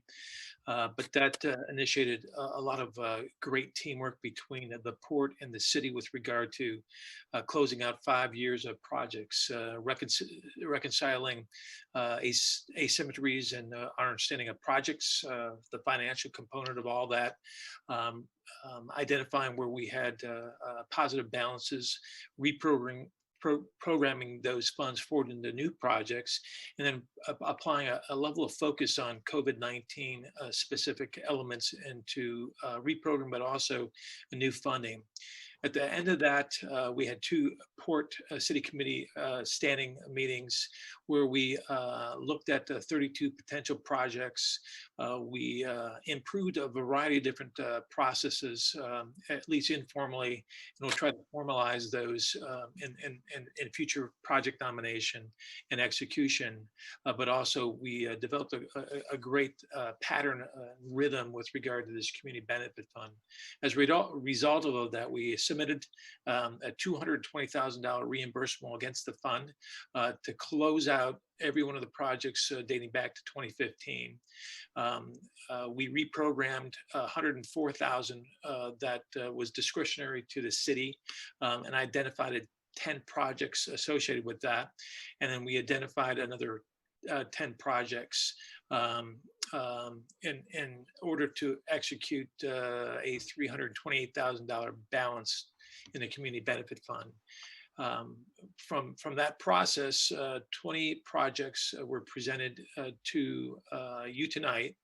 They were also presented to the Board of Commissioners at the port tonight. They approved those projects, and we will still have at the end of the approval, potential approval tonight of those 20 projects. We'll have about $85,000 left in the community benefit fund to be executed. That balance was identified as a potential component of some projects that may be of interest to the port that were not necessarily identified or vetted. And there were also 7 projects that are still in that project list that were designated for 2021 execution. So we have some opportunity to look at even more projects. At the end of this series of events that took place, we will maintain a working live project list. We've identified projects from public comment. We've identified projects, hopefully from port commissioners and port staff. We've identified projects just from listening to council members and participants in these council meetings. And then we allow them to be treated by staff for timing and sequencing, appropriateness, and the community benefit fund spirit and intent, and also for pricing and estimating how we would execute those projects. In doing that, we have a growing list that we can continue to look at. This group of 20 projects, there's a heavy focus on economic recovery, parks and recreation, but also the public safety component relative to a variety of different things that have happened in the world of policing and community service that needed to be addressed. So with that, and pending your questions, submit to your vote. Thank you, Mr. Connors. I just want to say thank you for the hard work you put into organizing this information and making sense out of the numbers and the collaborative work you did with the port. It's just outstanding. So glad we hired you. With that, are there any questions or comments from City Council? Everybody's disappeared. Okay, Madam Mayor Pro Tem Schnapp. Okay, thanks. I think that was Rich Rollins maybe putting his hand up, but I'll speak first. So thank you. I'll get him next. He came through second for me. Okay. I can't see anybody's face anymore on mine. Okay, so thank you.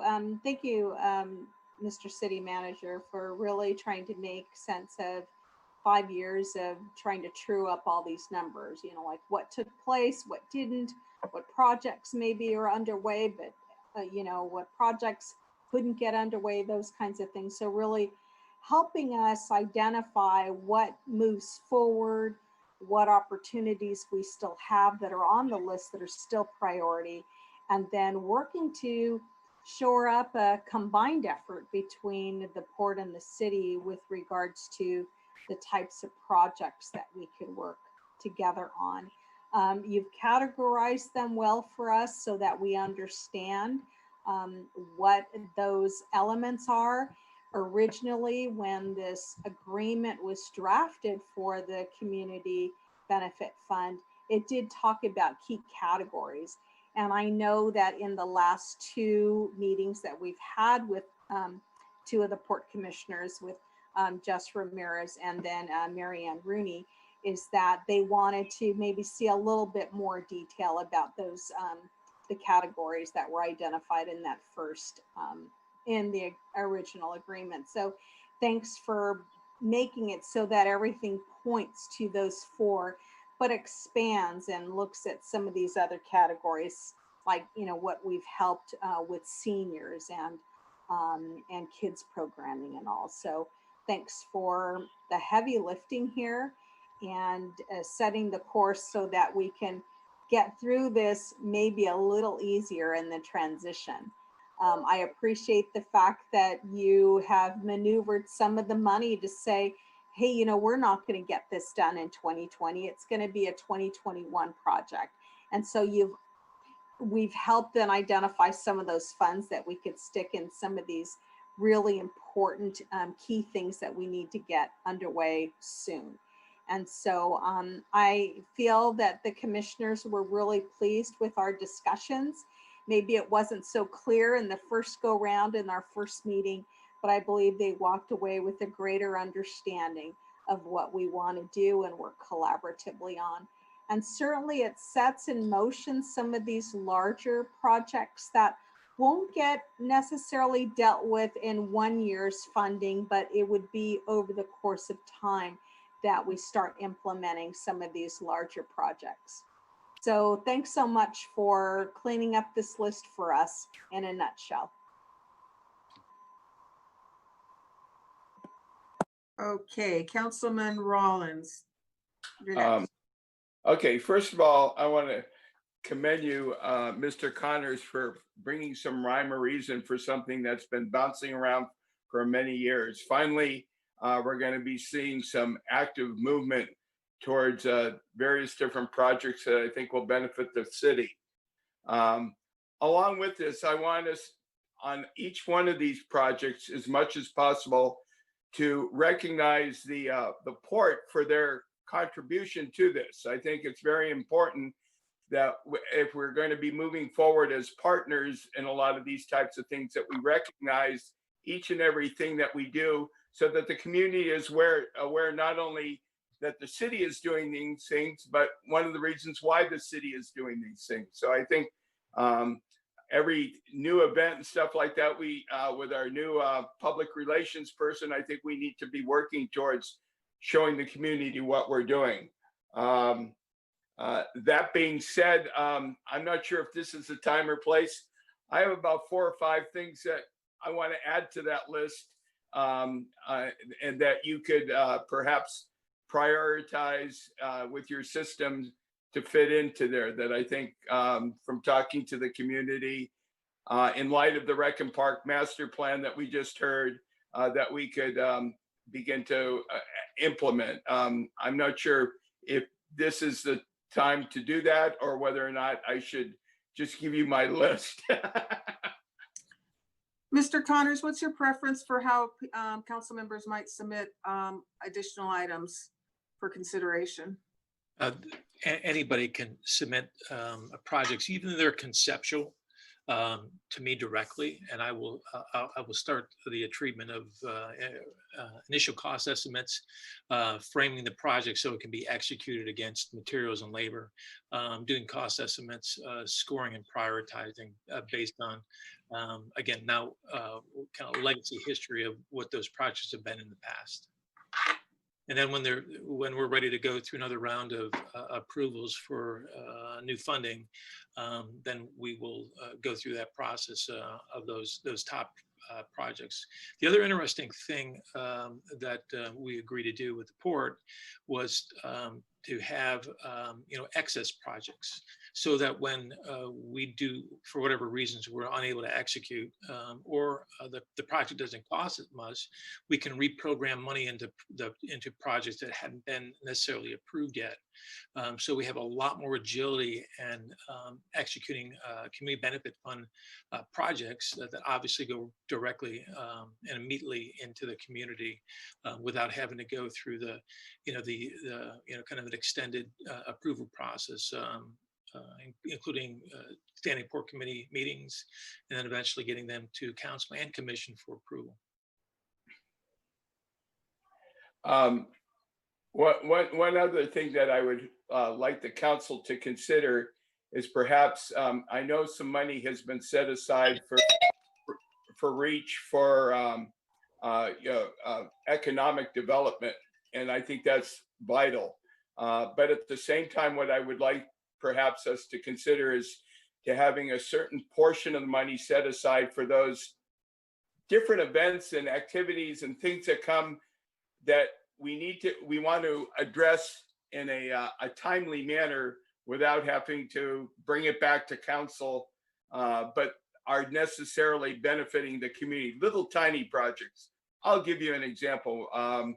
REACH just recently approved funding for a community education magazine for the for the angler for the fishing angler program. We've donated money for a leadership program for the school district to be send their 5th grade class out there to develop some leadership training through a leadership academy, and little things like that that Reach can act quickly on if they have the available funds to do that. So just keep that in mind. I would hope the council would keep that in mind. And if I could maybe append your comment to what would make great community benefit projects from the staff perspective is handing money to nonprofits that are great practitioners of very specific things like youth programs, senior programs, homeless programs, and allow those nonprofits to figure out the best way to spend that money. And for us, for the staff, then it's just a matter of validating that they spent that money. And from the accounting and the reconciling, it makes things quite a bit easier, and it puts those funds in the hands of people that do that every single day. Madam Mayor Pro Tem.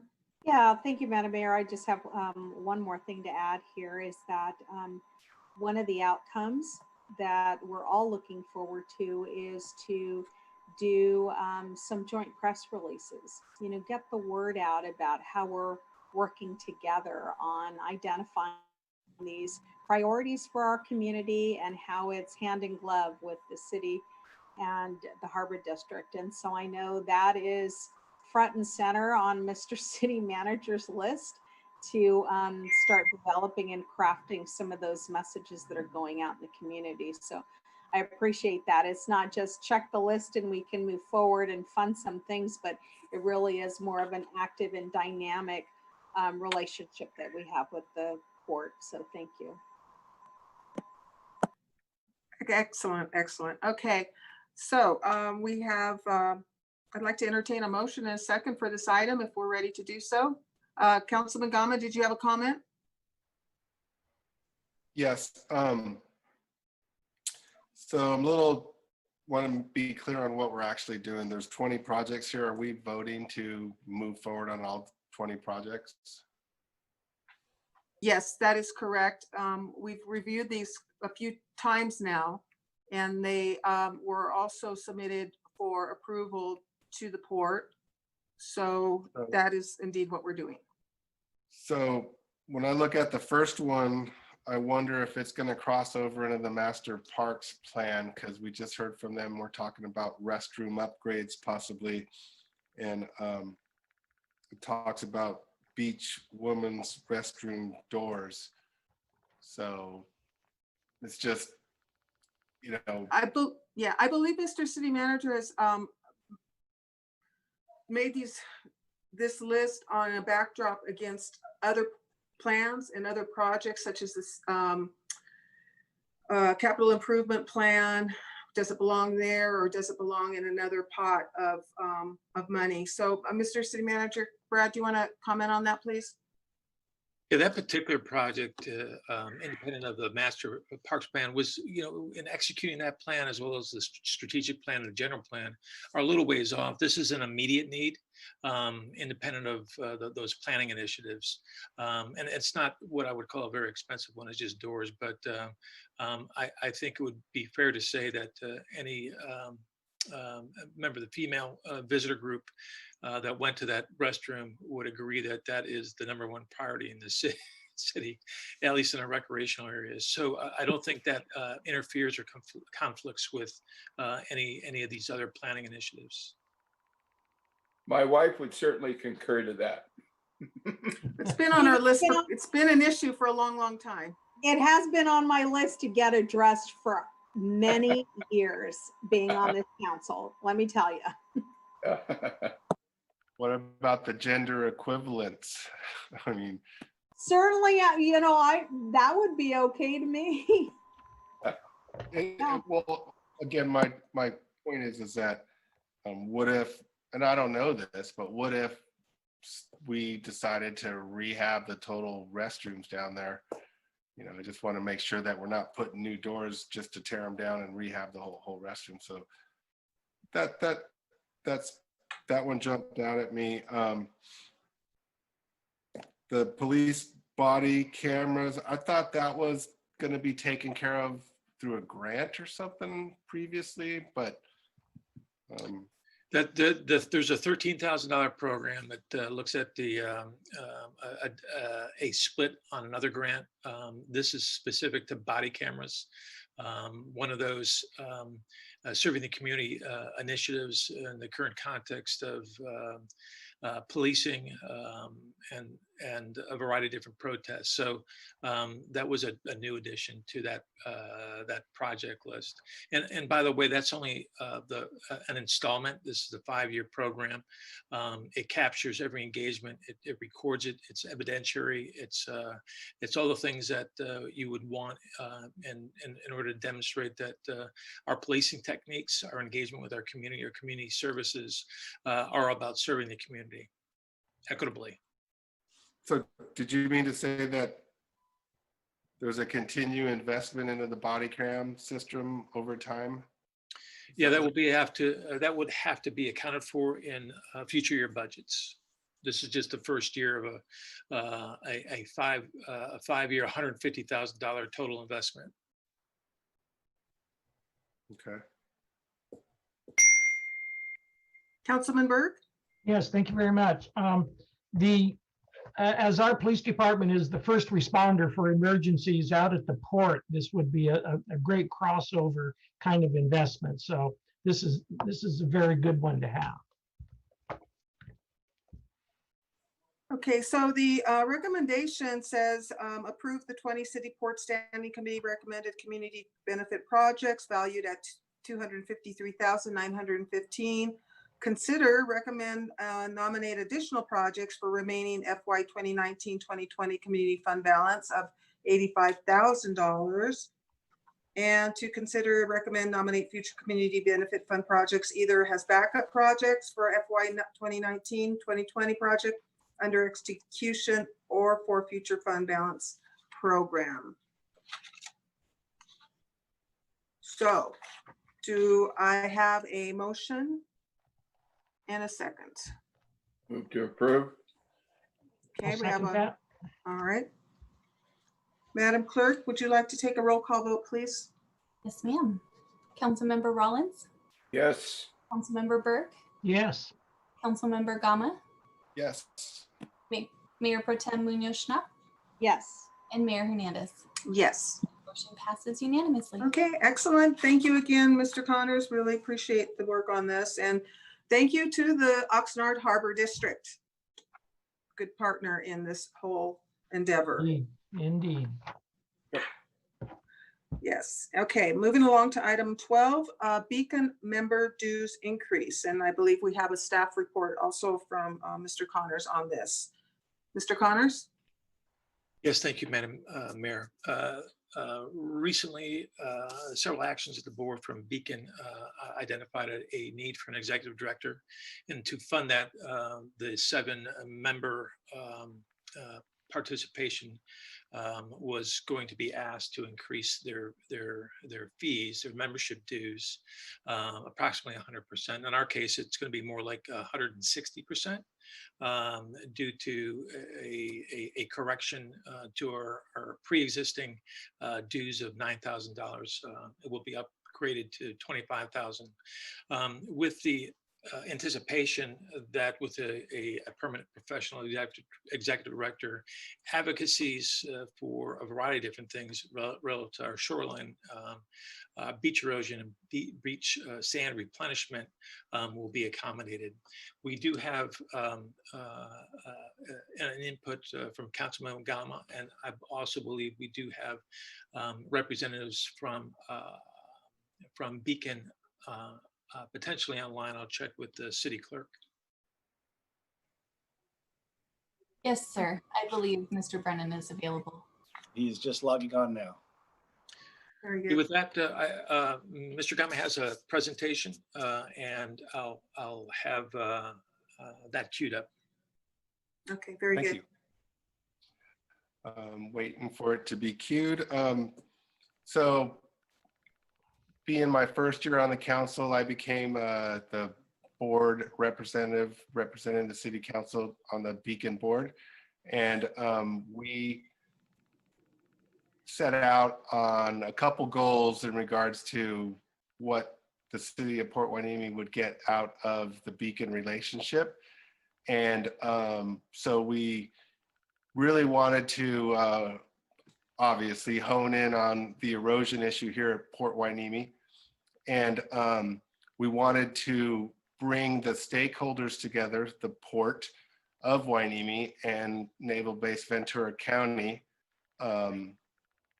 together as stakeholders. And then we wanted to make sure everybody has the equal understanding of the problem that we face here at Hueneme Beach.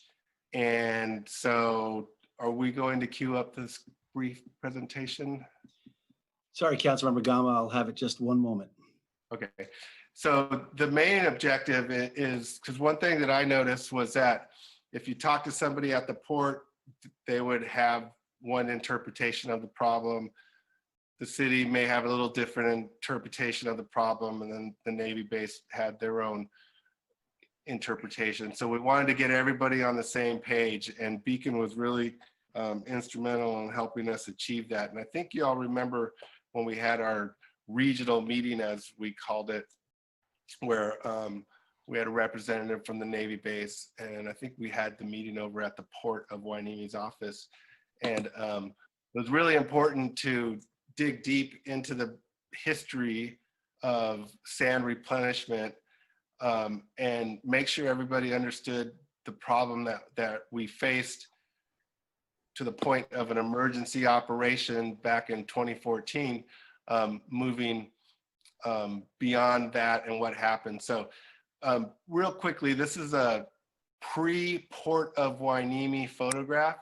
And what it shows is that the sand accumulates where the red X is, and then it migrates south, and it migrates all the way down to the Point Mugu region.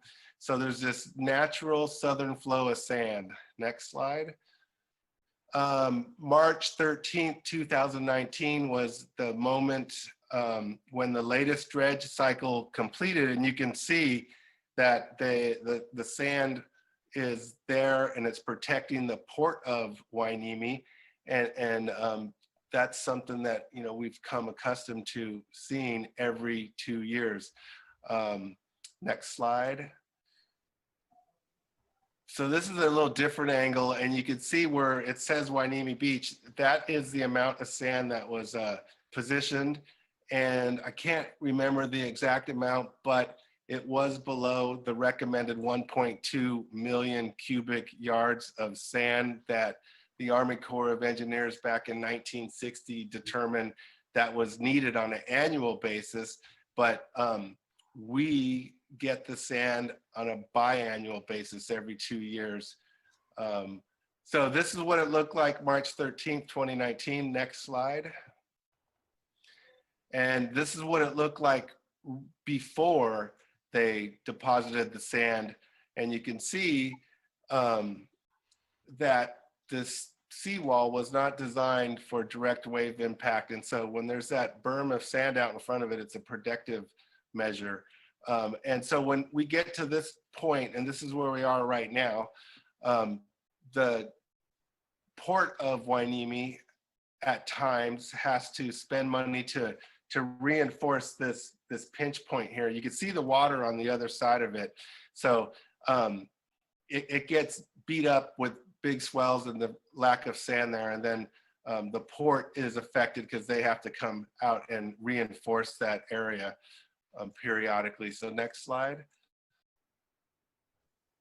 So again, just showing, this cycle that we endure. And what we learned through Beacon's help is that over the years, there's like a 30 million cubic yard deficit of sand.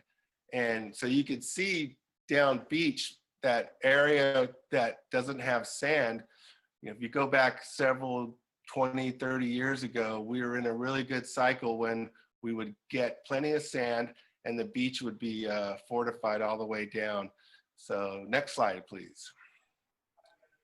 So I pulled this off the internet, and this is what happens when that protective layer of sand isn't there. And I think I read that a father told his daughter, hey, go stand over there, and you could see what happens. So basically, this is where the concern is for the rock revetment. And just got to keep in mind that this rock revetment was not designed to absorb direct wave impacts.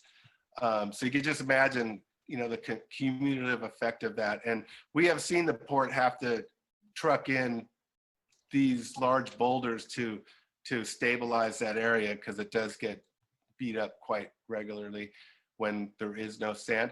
Okay, the next slide, please.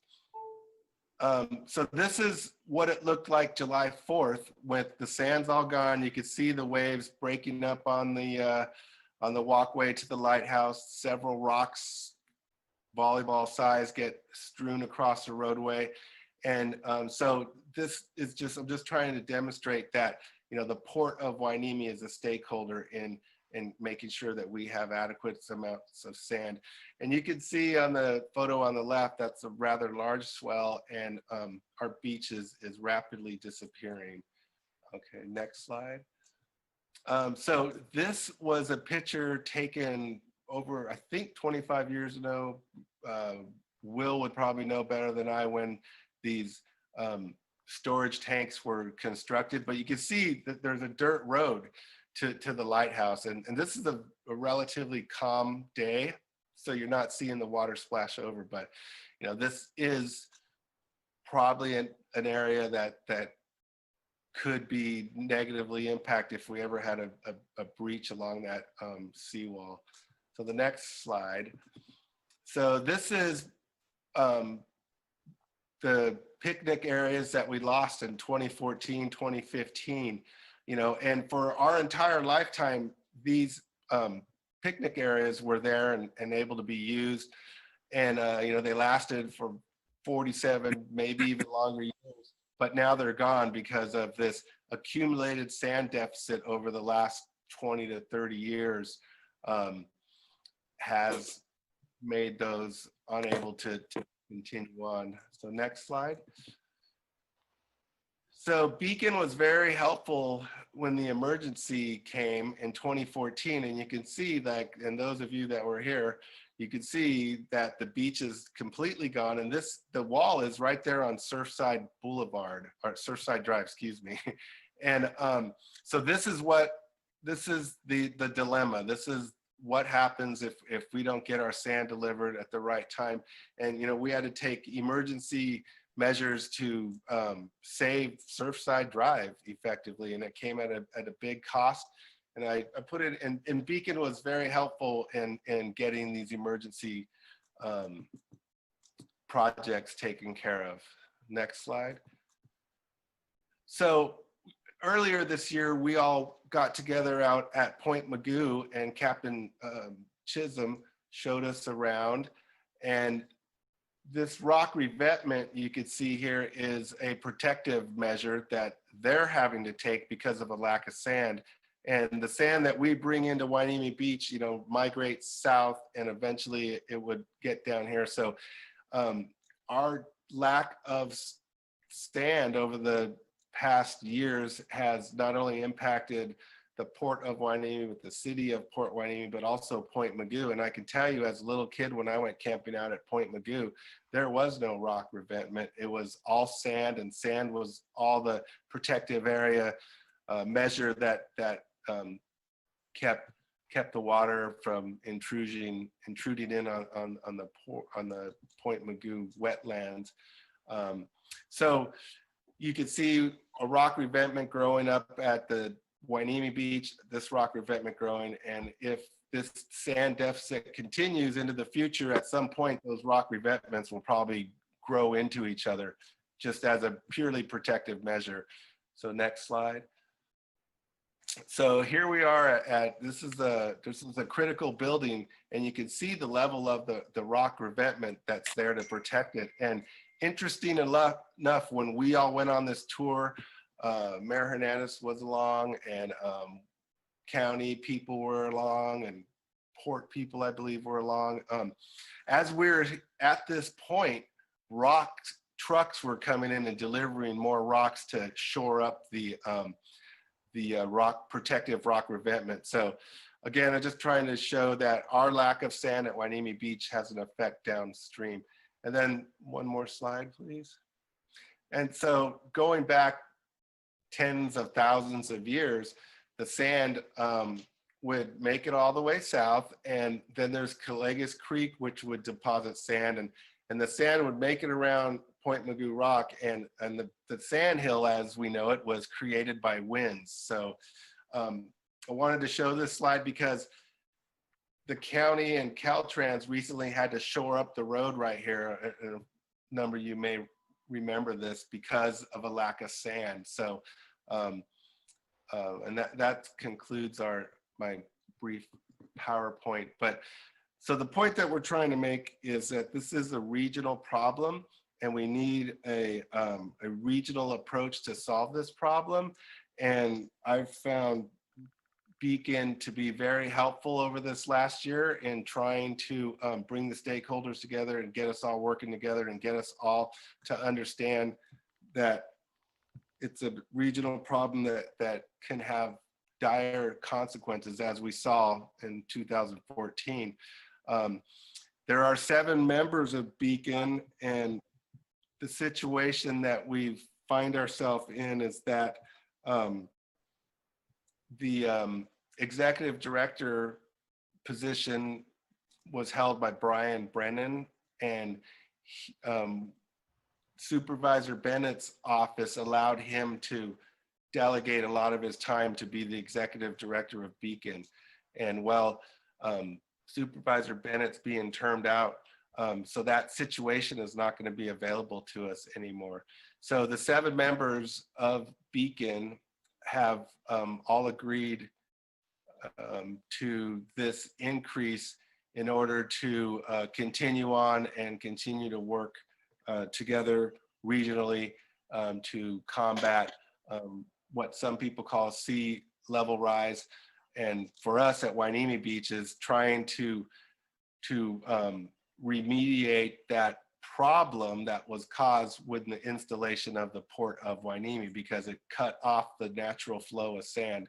And so we're in a little vicious cycle, and we're going to see that play out here in September, because we're waiting for this year's cycle to come along, and then we're going to have to get back to work in planning for the next cycle down the road. And so Beacon has the wherewithal, the knowledge, the historical data, and has the contacts for us to leverage to try to create a long-term solution to this problem. And another thing that we discovered with the help of Beacon was that while the dredging dollars have pretty much remained the same, there's never been an adjustment for inflation. So the amount of sand that we're getting over the years is less and less and less, and it's not living up to that 1.2 million cubic yards of sand per year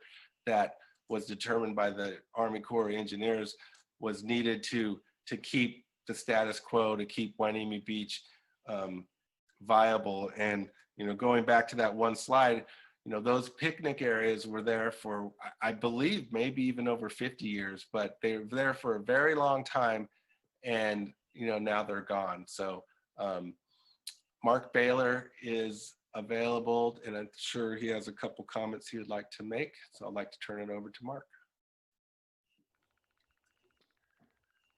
Members of the City Council, Mayor and City Manager, my name is Mark Baylor. Can you hear me well? Yes. Yes, we hear you fine. Thank you, Director Baylor. Thank you for the opportunity to provide some brief overview and background to the presentation by City Council Member Gama. Actually, there are 8 members of Beacon, and you're the 8th member, or the first member, however you want to put it.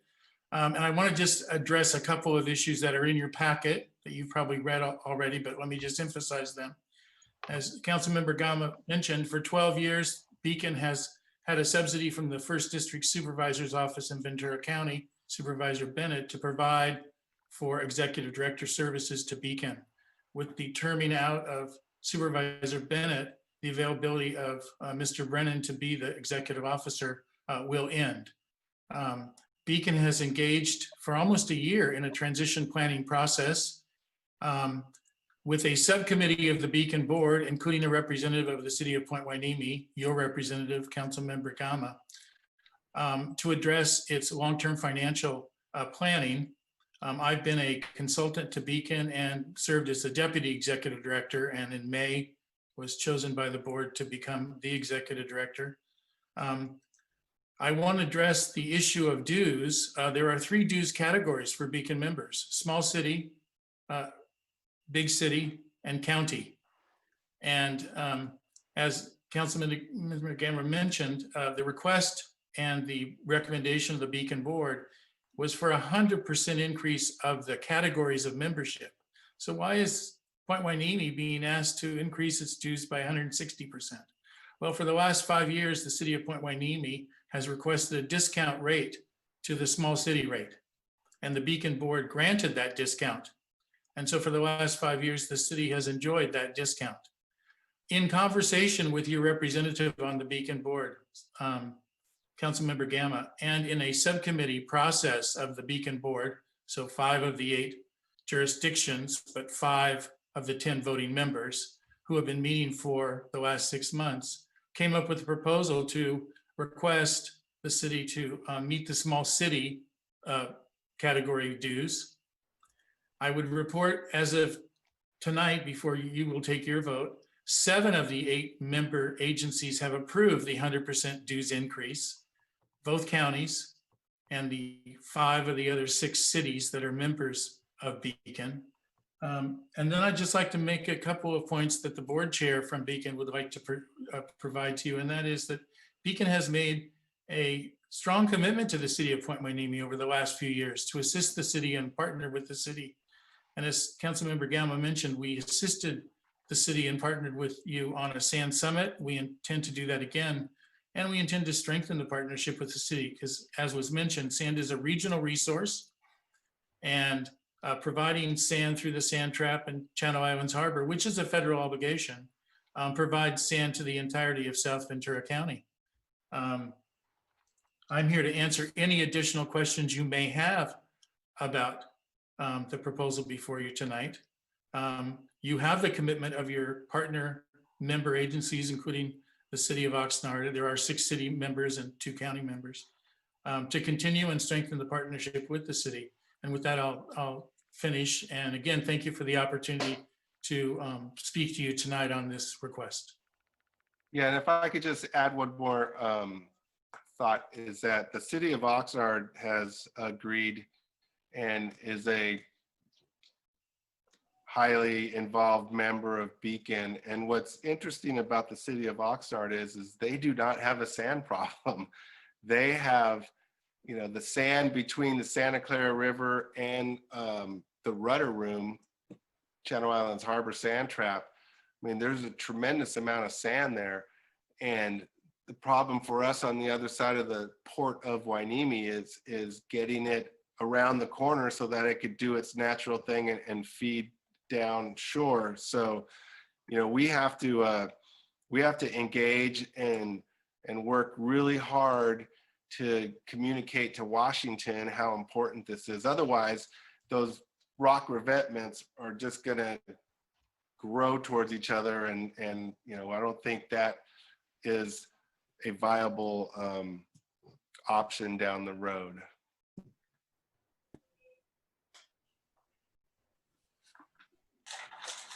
Okay, any questions for Mr. Baylor or Mr. Gama? Councilman Rollins. How, as you move forward, how are the goals going to be, since it seems like our need is perhaps greater than the other cities you mentioned, like be it Oxnard or Carpinteria? They seem to have plenty of sand and we don't. How are the as we move forward, even though we're spending less than, say, some of the larger cities? How are you going to prioritize that more of the resources go where it's more needed in Hueneme Beach? Thank you for the question. As part of the transition and financial planning for Beacon's future, I proposed that the staff develop a strategic planning goals statement to exactly do what you said, to prioritize where the need is the greatest. And as you may know from your own background, the Beacon has adopted a regional sediment management plan, which is somewhat outdated now. It's about a decade old, needs to be updated. But in our planning goals, which you'll be presenting to our board in September, need-based planning, including focused on the Point Hueneme situation, is identified as a priority for the agency. And in fact, last year, the board discussed and had a presentation from the city of Point Hueneme and from the county of Ventura to identify the priority activities down here. And we actually been down here several times. We've met with your city council representatives. We've toured the site. We've been involved in the Sand Summit, and we've coordinated with the mayor and other representatives on the Point Hueneme situation. And as as Councilmember Gama mentioned, we do have some technical resources for coastal management, and we have assigned those resources to investigating the situation in South County and helped unearth the lobbying information that was presented to the Navy and to federal representatives that there was a deficit that hadn't been satisfied. And we're working with the city and other partners on how can we satisfy that deficit.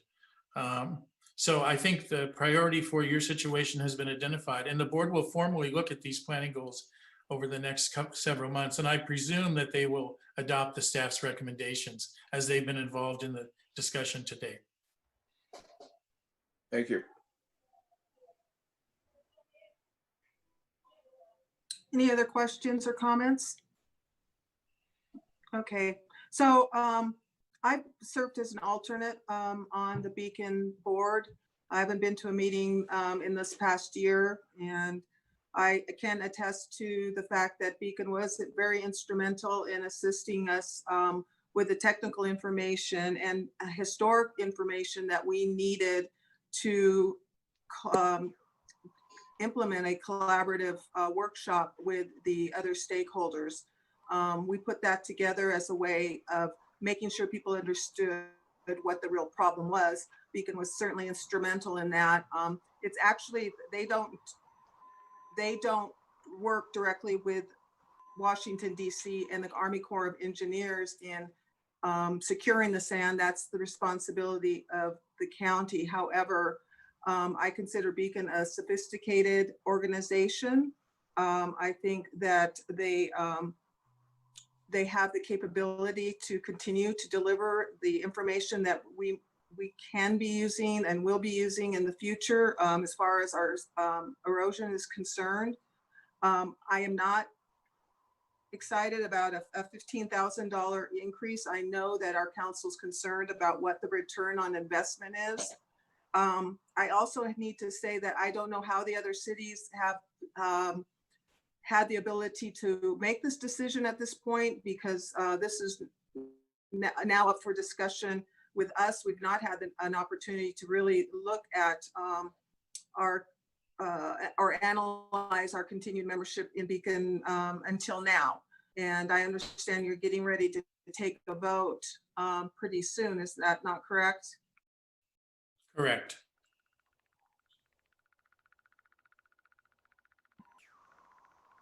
Oops, sorry.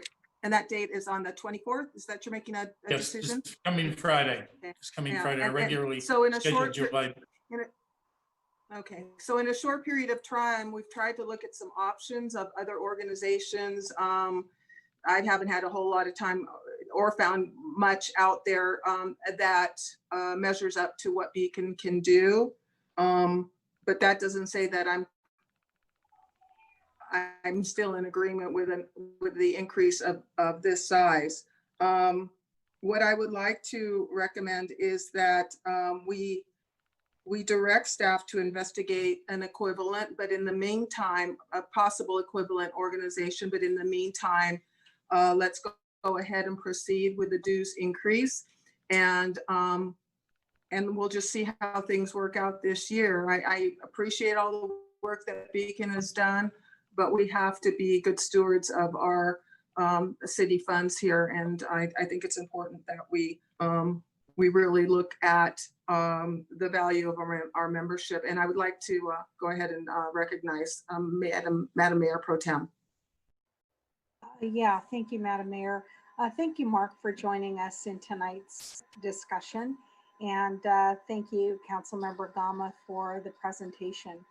You know, I've been on this council for 12 years, and I'd have to say the majority of the time we're looking at everything that we're spending money on, including membership organizations like Beacon. And I was here at the time when we had, you know, the sand erosion that hit our infrastructure. It got to the point of passing the rock revetment and knowing that we needed to shore up the rest of the shoreline there. But certainly it was one of those things that you don't necessarily plan for. And Beacon was one of those partners that had come alongside, that has always been alongside, whether we have emergencies like this or not. But they have been a regional partner in this process that we know it's just the natural drift of sand. But knowing too that they've had they've showed great leadership, and also have worked to help us improve relationships to further continue this discussion of the importance of the sand replenishment. And I know that there were a couple of years, very difficult years for us, where we understood that maybe we didn't have the funds to pay Beacon, but you know, certainly we had carved those out of our budgets, even though we were in deficit planning at that time. I feel that they bring real great value. I don't necessarily think that we will find another organization like them. And I believe that this is an opportunity for us to stand strong and stand as a regional Central Coast area here, where we're talking about some of the assets that we have that primarily are, you know, what the Parks Master Plan has identified is that Hueneme Beach is our, you know, our beautiful asset. And all the more to protect that. So I would propose that we end up then funding Beacon and raising the dues amount that we will pay to the $25,000, and have them then be successful with the transition of having a full-time executive director or a paid executive director from this point forward. Was that a motion? That could be. Excuse me. But I think the mayor actually had a motion earlier.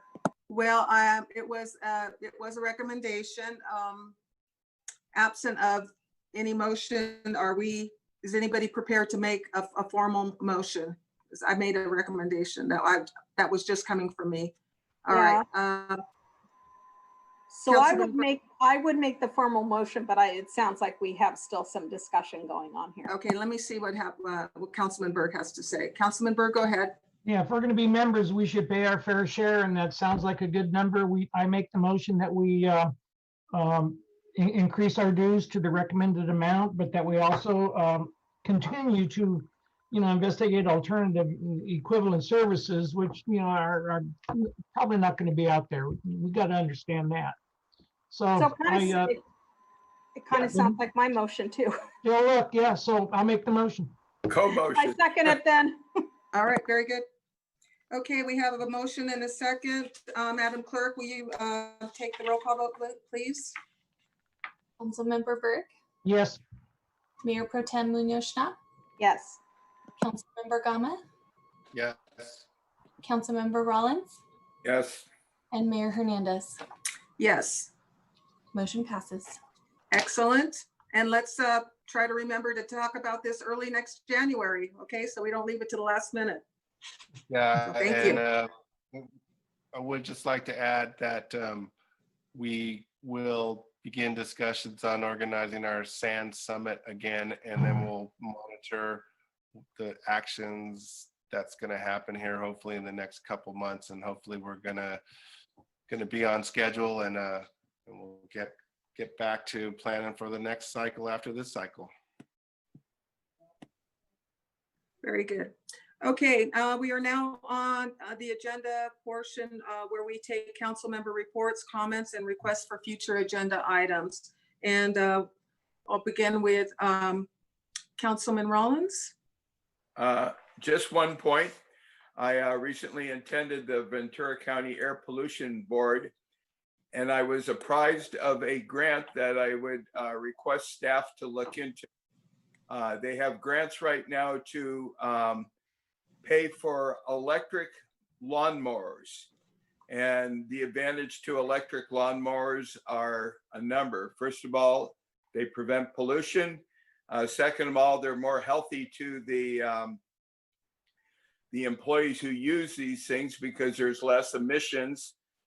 And finally, the grant provides that it's a grant to pay for these things. So with limited funds, if we act quickly, I think Santa Paula got a grant most recently for this, and I would look for our staff to actively pursue that with the executive director from the Ventura County Air Pollution Board, Dr. Lockie Tsopoulos. End of report. Thank you very much, Councilman Rollins. Councilman Gama. I'm going to pass. I'm not Very good. feeling Thank so you very well. much.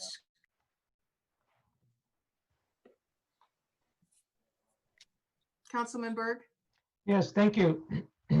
We received a letter from David Scrivener, who was on the Citizens Oversight Committee last week. And, you know, it's a bit troubling that in fits and starts, we haven't got that really up and going yet. I'd like to maybe put it on our next agenda, or if not on the agenda, at least to ask staff to, you know, address what's slowing things down and try and get this committee up and running. I mean, we've had these committees now for better part of 2 years.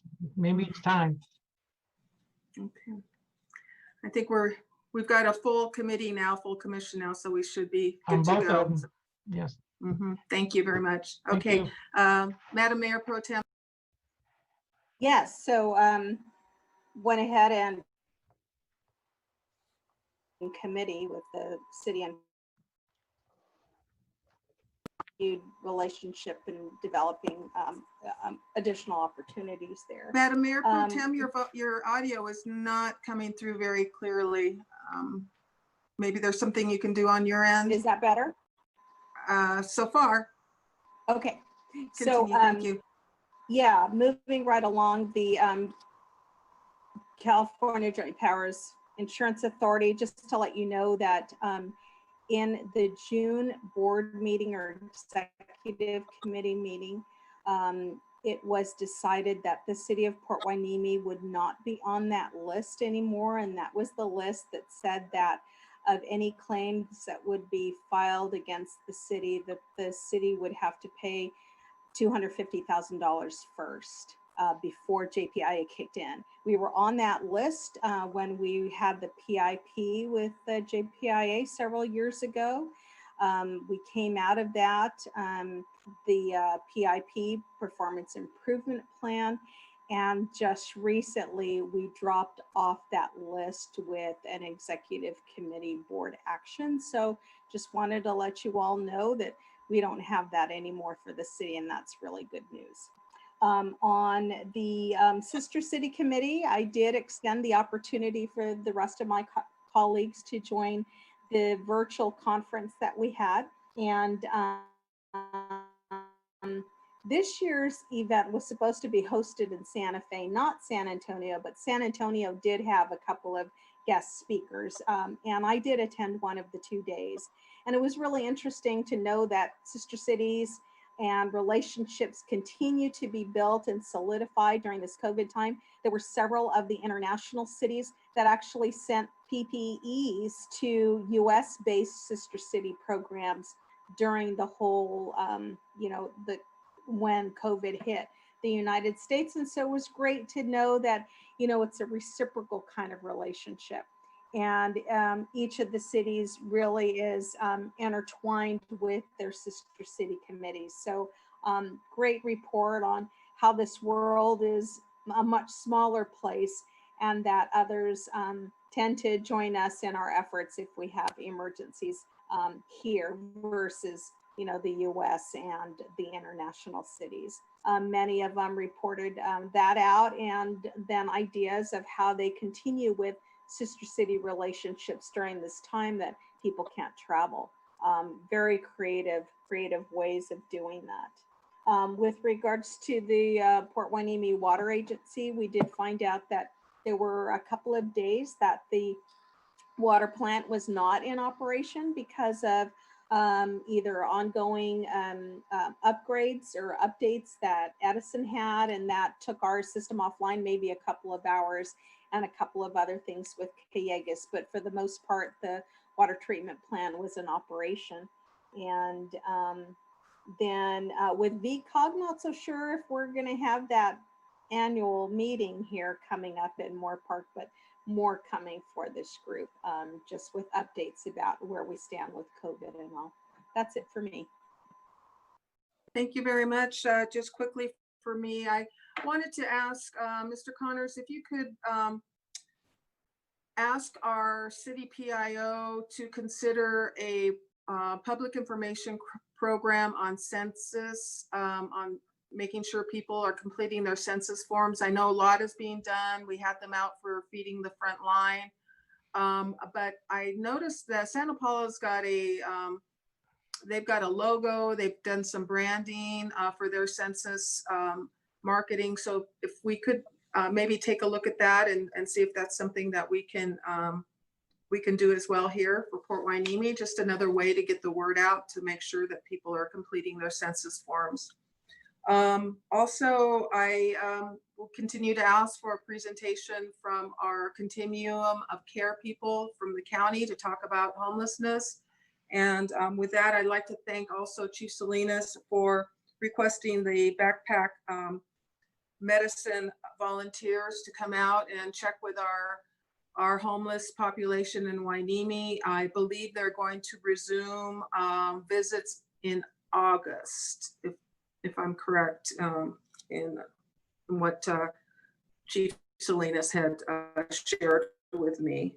So, and then I'd also like the city manager and city attorney to look into our authorities under a local emergency for calling a special meeting.